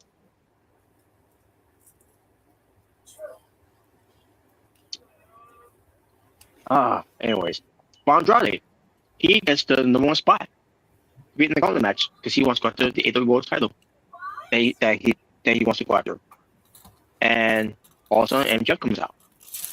But yeah, MJF, he is he's not gonna be missing out all in because he was taking time off just to heal up from his banged up knee, which is it didn't need surgery or anything. It was just banged up.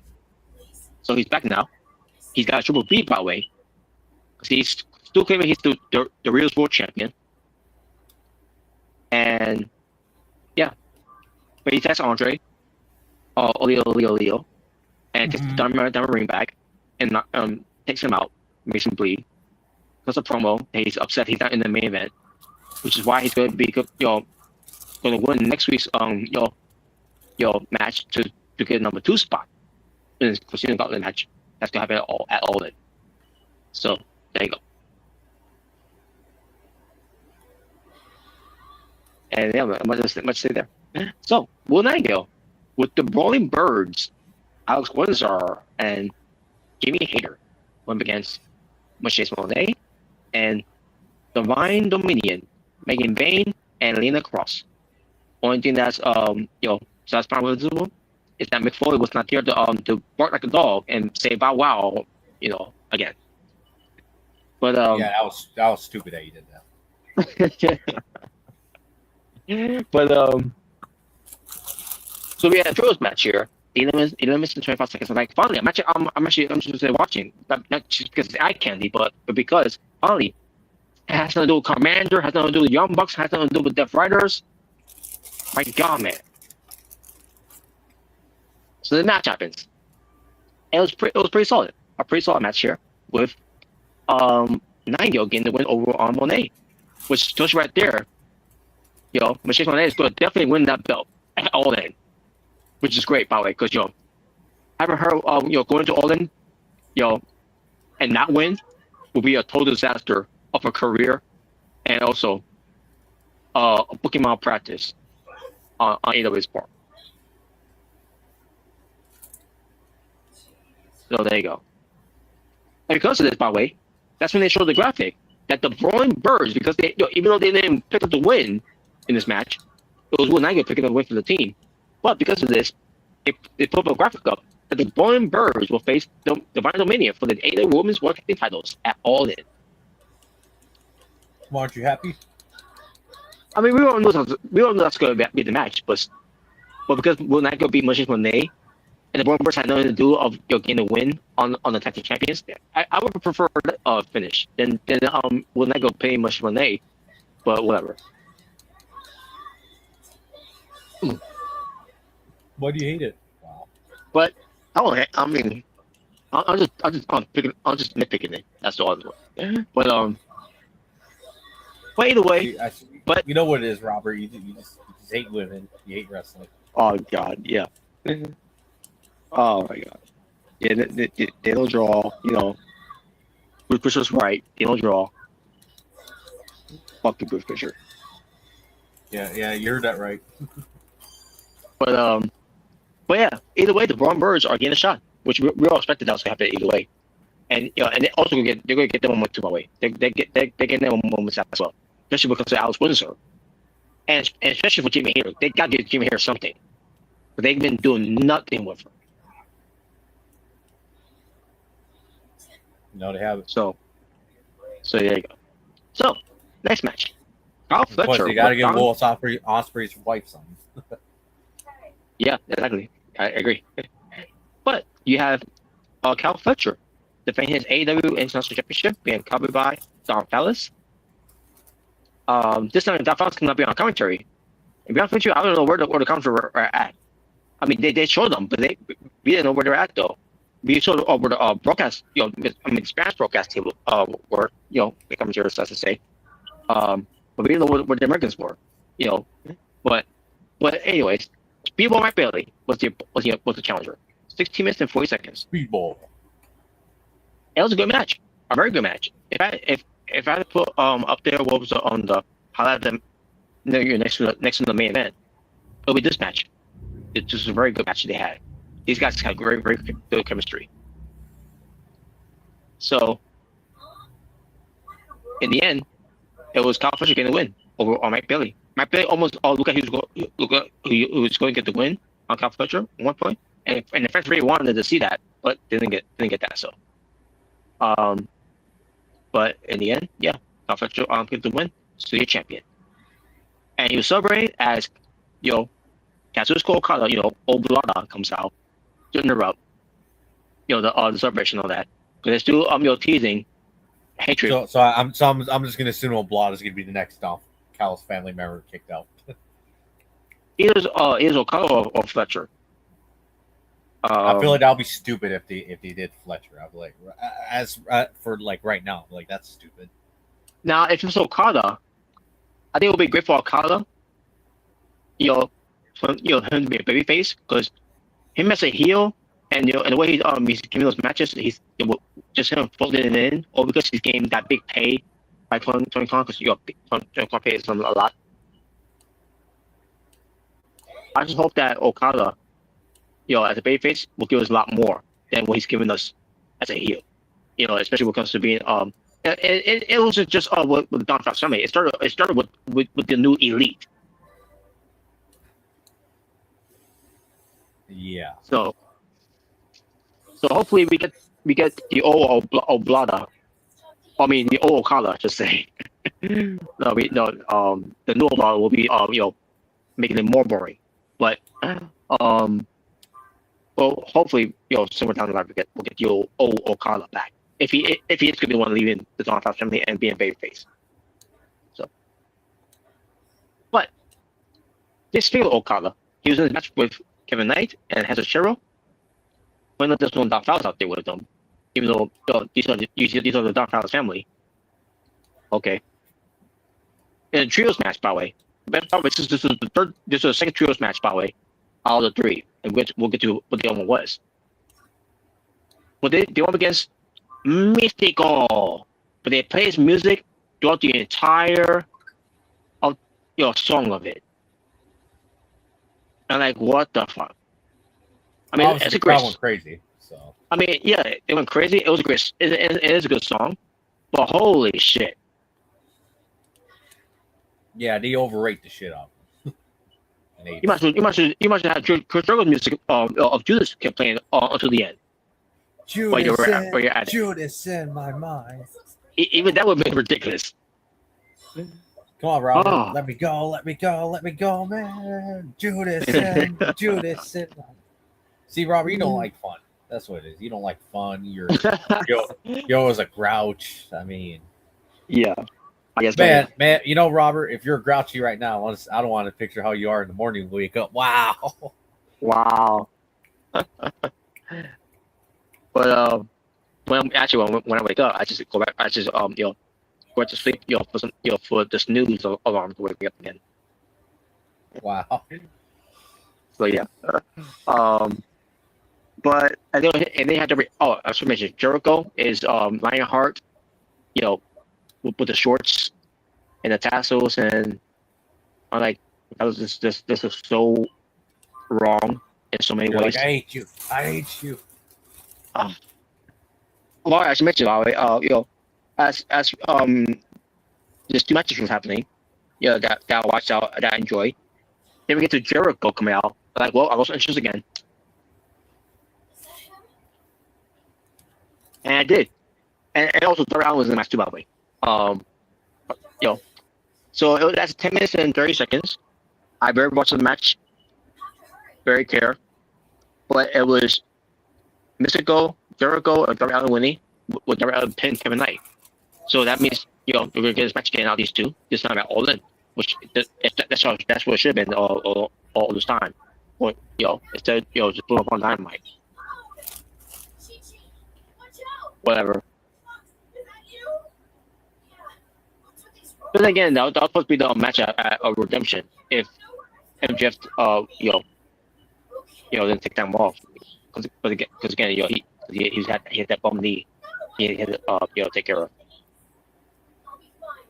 But anyways, but I didn't really care about this match at all because of who was in it. And yeah, moving on. For Stephanie, who is your Come on, you don't love Mystico?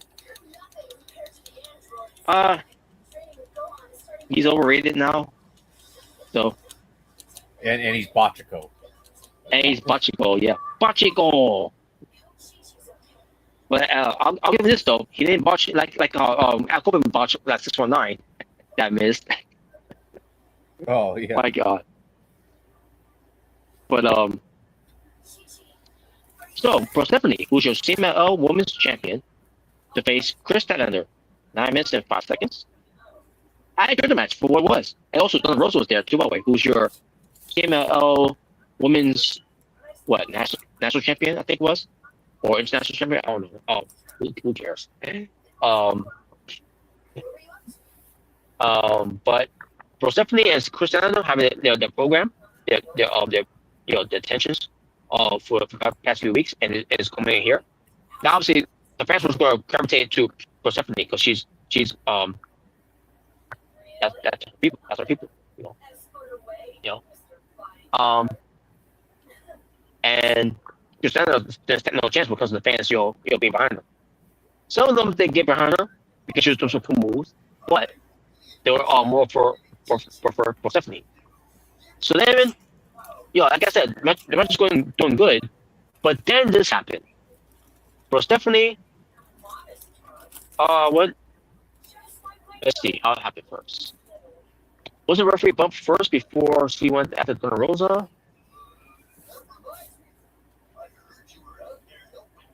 No, she wanted to get the belt.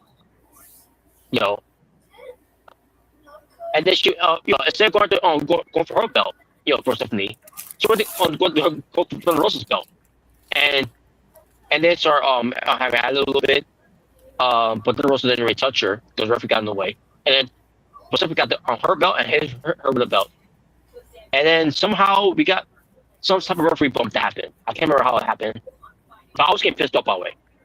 I just was getting pissed off. I'm like, what's the need to do this? Like, okay, where's Hikaru Shida? Where is she? And sure enough, she showed up. And actually showing up, she tried getting in the ring. The problem with that is, she was rolling under the ropes that she got caught up in. And I'm like, oh my God. This is why fans were making fun of her because she gained weight. And this didn't help her case. Hikaru Shida. Because she couldn't get in the ring. She was trying to roll under the ropes that she couldn't get under the ropes. Jesus Christ, Robert. Okay. Yeah. I feel bad. I love Hikaru Shida, but I feel bad. You got these idiots. You say she's fat? Jesus Christ. Because you got these idiots, saying that Hikaru Shida, she's gaining weight, that, like she's. I say she's thick. But holy shit, man! Oh my God, this is terrible, awful. Hikaru Shida is not the same that she used to be anymore, unfortunately. So you still don't want to get in the bedroom for wow? Of course I will, obviously. I mean, look at her. Holy shit, are you kidding me? Even her being thick, oh my God, who want to get with that? But oh my God, she's not the same performer anymore. It's over. Unless she can lose that weight. No offense, she's out there. I don't know, man. No, you're only saying because you're in love with her. What? I am in love with her, but holy shit, man! I am in love with her. What the hell? Yes, I am in love with her. My God, look, the first time I saw her on my television, watching AEW, like holy shit, she's beautiful.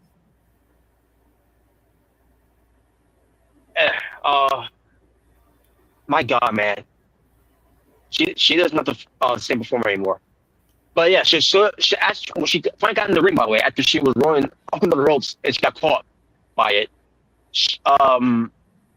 I guess she had a belt or a candlestick, whatever.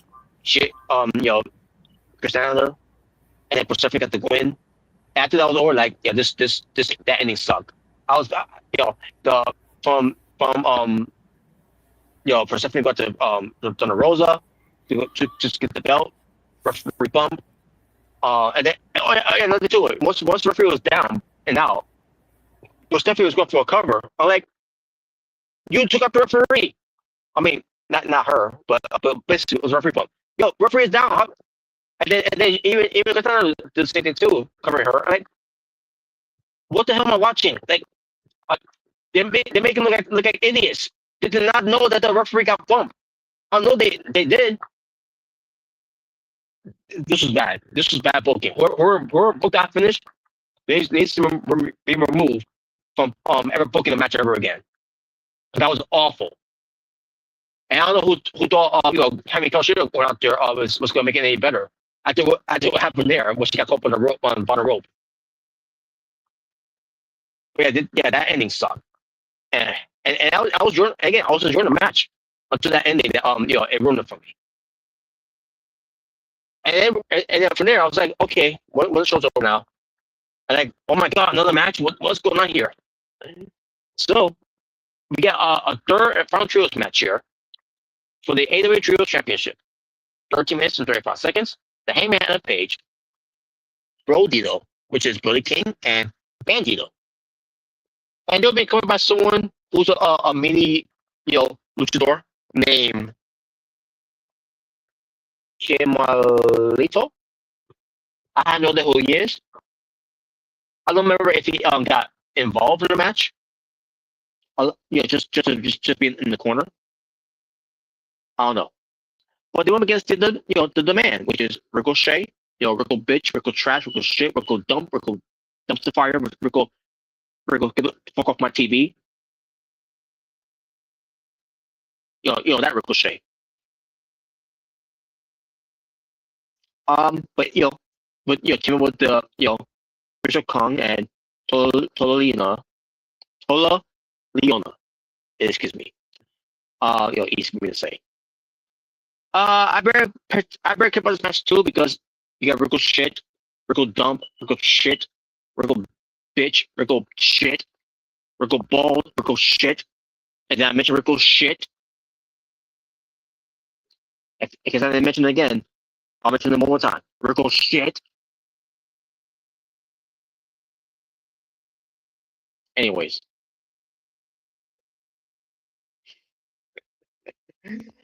But the match of what I saw, it was alright for what it was. And then in the end, after 13 minutes and 35 seconds the match lasted, you have new Trios champions in the Hangman and Brodito. And I'm like, wow.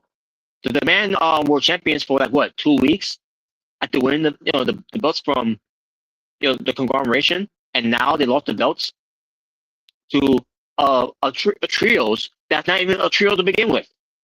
What does that remind you of? Hangman and Jet Speed. The Jet. Kevin Knight and Speedball. Like Philly. What they call them again? Rodeo Jet, whatever it was going by. I don't know. But at least with the man are a trios team. If you don't like your Ricochet, which I don't blame you if you don't. I don't like him either. But it's just a trios team to get behind. When it comes to the trios division, the trios championship. All of a sudden, you got Hangman and Brodito now. Are new trios now. How long that's going to last, I don't know. I mean, look what happened with Rodeo Jet. Look how long that lasted. Not that long. And let's be honest, the only reason why they even put belts on them in the first place is because House Hobbs, who's now Rose Keys, was leaving AEW to go to WWE. That's why they had to get the belts off them. So yeah, how many times this has been this belt been these belts have been traded back and forth? I believe more times than the TNT Championship title at this point now. They're making this trio championship belt making mean less now They never.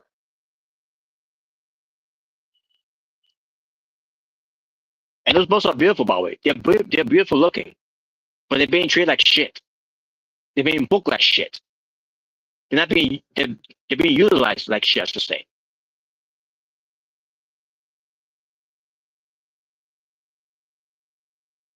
So there you go. And finally, and like, oh my god, I forgot about this match, by the way. This main event match, which is Will Ospreay versus Mark Davis in a Mexico City street fight. No outside interferences allowed. Because Mark Davis telling the family of the Don family to stay back. He's mine. 18 minutes, by the way. He used a tire from a car or a truck, whatever that was there. I don't know why. Okay. Steel chairs were involved. One was connected to a barbed wire, which it was news. I can't remember what weapons are used as well. And then you have Mark Davis tossing Will Ospreay into the crowd onto this one fan that caught Will Ospreay and it's falling down. And I'm like, that was so stupid. That was so unnecessary. Like, who the fuck is gonna believe a fan is gonna get be tossed by a wrestler like that, especially in a different country? So you're expecting a fan to get hit by a wrestler like that while any lawsuit happening? So obviously, if that would happen to a fan, there's gonna be a lawsuit waiting to happen when it comes to that. So of course, that fan was a plant. It was some indie jobber from some indie circuit, wherever, maybe from GCW, because Garbage Can Wrestling, because this match was fucking was all about outlaw indie mug show type of match with furniture. Anyways, but they kept fighting. This is a Mexico street fight. Mexico City street fight, I should say. I thought the match was good though. Despite that one match, not one match. Despite that one spot they did with the fan, the fan, I'm just calling quotations here. That fan getting taken out by Will Ospreay because Martinez tossed Will Ospreay onto him. Other than that, this was a very good match. And in the end, Mark Davis, was taken out by Will Ospreay, and Will Ospreay got the win. And he won with the hidden blade, by the way. I can't remember how he did the hidden blade. I don't know if it was the barbed wire with the chair, whatever. I can't remember, but nevertheless, that's how he won with the hidden blade. And yeah, and that's how show won of the year.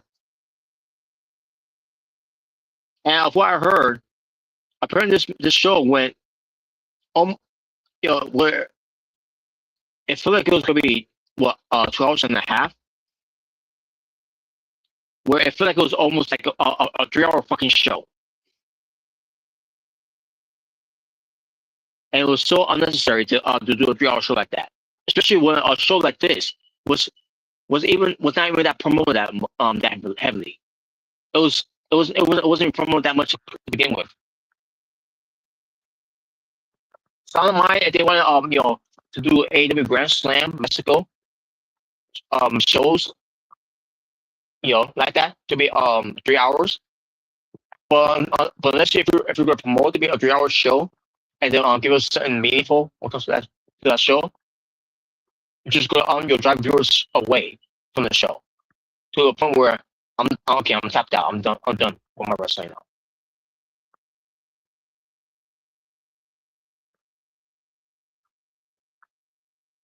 But there you go. That was a lot to take in, was it? So yeah, the atmosphere and the fans were great for this show. They enjoyed it. The show overall was not at all. And that being said, I'll be generous and give it a 5 out of 10.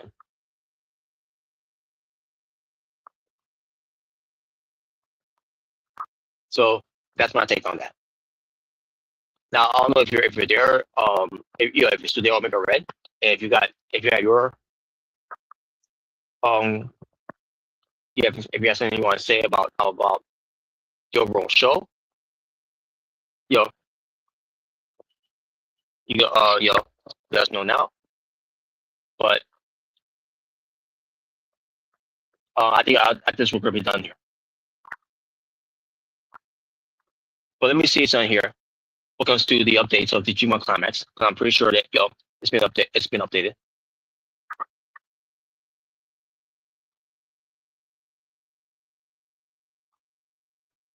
And I'm pretty sure once I get to this, you're not gonna you're probably gonna like Konosuke being in the league, which I don't know if he is. I don't know if he is not, but we'll see. We're gonna find out right now.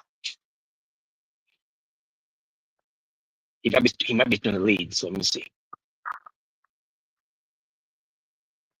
So let me switch right now to that. All right. Let's see. No, it's the same score. Oh wait.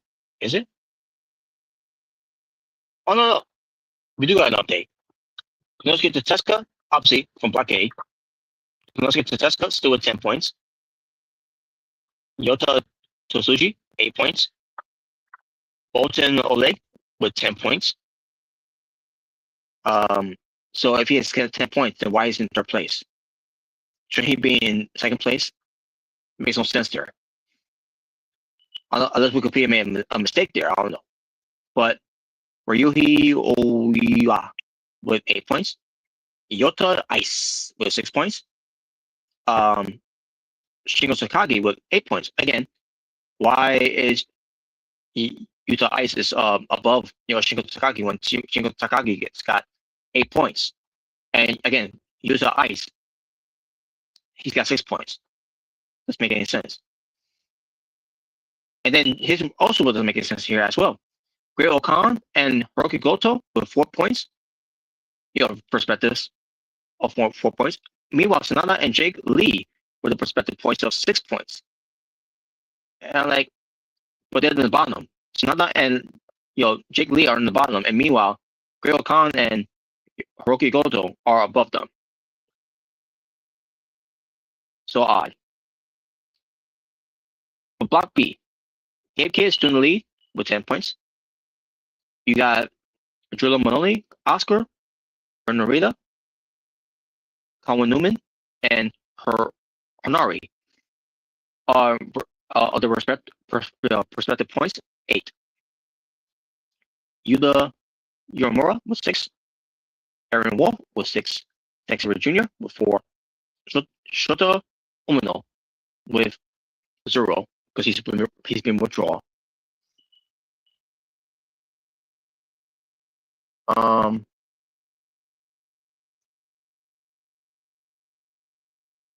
And there you go. That's your updated brackets. I mean, your updated results for the Demon Climax of 2026 for the 36th annual event. Tournament, I should say.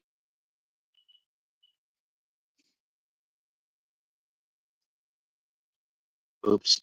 Let me take care of this right now. All right. There we go.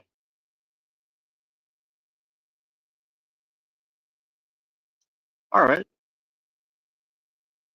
I will go to the tournament bracket when it comes to the TNA Knockouts TV Championship tournament, but I haven't seen the show yet, so I can't read that yet. But the one I can tell you, Marsha Day, they had a match against Heather by Elegance, and obviously because we already know the story about Marsha Day no longer in TNA, she was defeated in that tournament. So I can see how that happens and see how that played out with her being gone from the company as well. But yeah, Marsha Day is gone from TNA, so that's why Heather by Elegance has advanced into the tournament, into the semifinals, I should say. And then developed a story here where it pertains to will Emma Elegance win her side of the tournament against Indy Hartwell. to see if it could be the Elegance tag team here going to add each other in the finals. But we shall see. If that's the case, then maybe it'll be the end of this whole Elegance brand, or should I say Elegance trash, to say the least. So yeah, I just want to say from there, folks. So, folks, I want to share with y'all something, which I was going to share with the panel, but unfortunately I didn't think of doing it at that time, which I should have did it. But either way, let me show you something here, folks, because. Okay. Do you want to play rough? Okay. No. Say hello to my little friend. You want to play rough? Okay. Say hello to Cruz Montana. You fuck with him, you fuck with the best. Or you fuck with him, you're fucking with the best. I can't. And if you didn't get that message, here it is again. Okay. Do you want to play rough? Okay. No. Say hello to my little friend. You want to play rough? Okay. That's what happens when we want to play rough with Cruz Montana. You got to say hello to his little friend. And if you still didn't get that message, one more time. Okay. Do you want to play rough? Okay. No. Say hello to my little friend.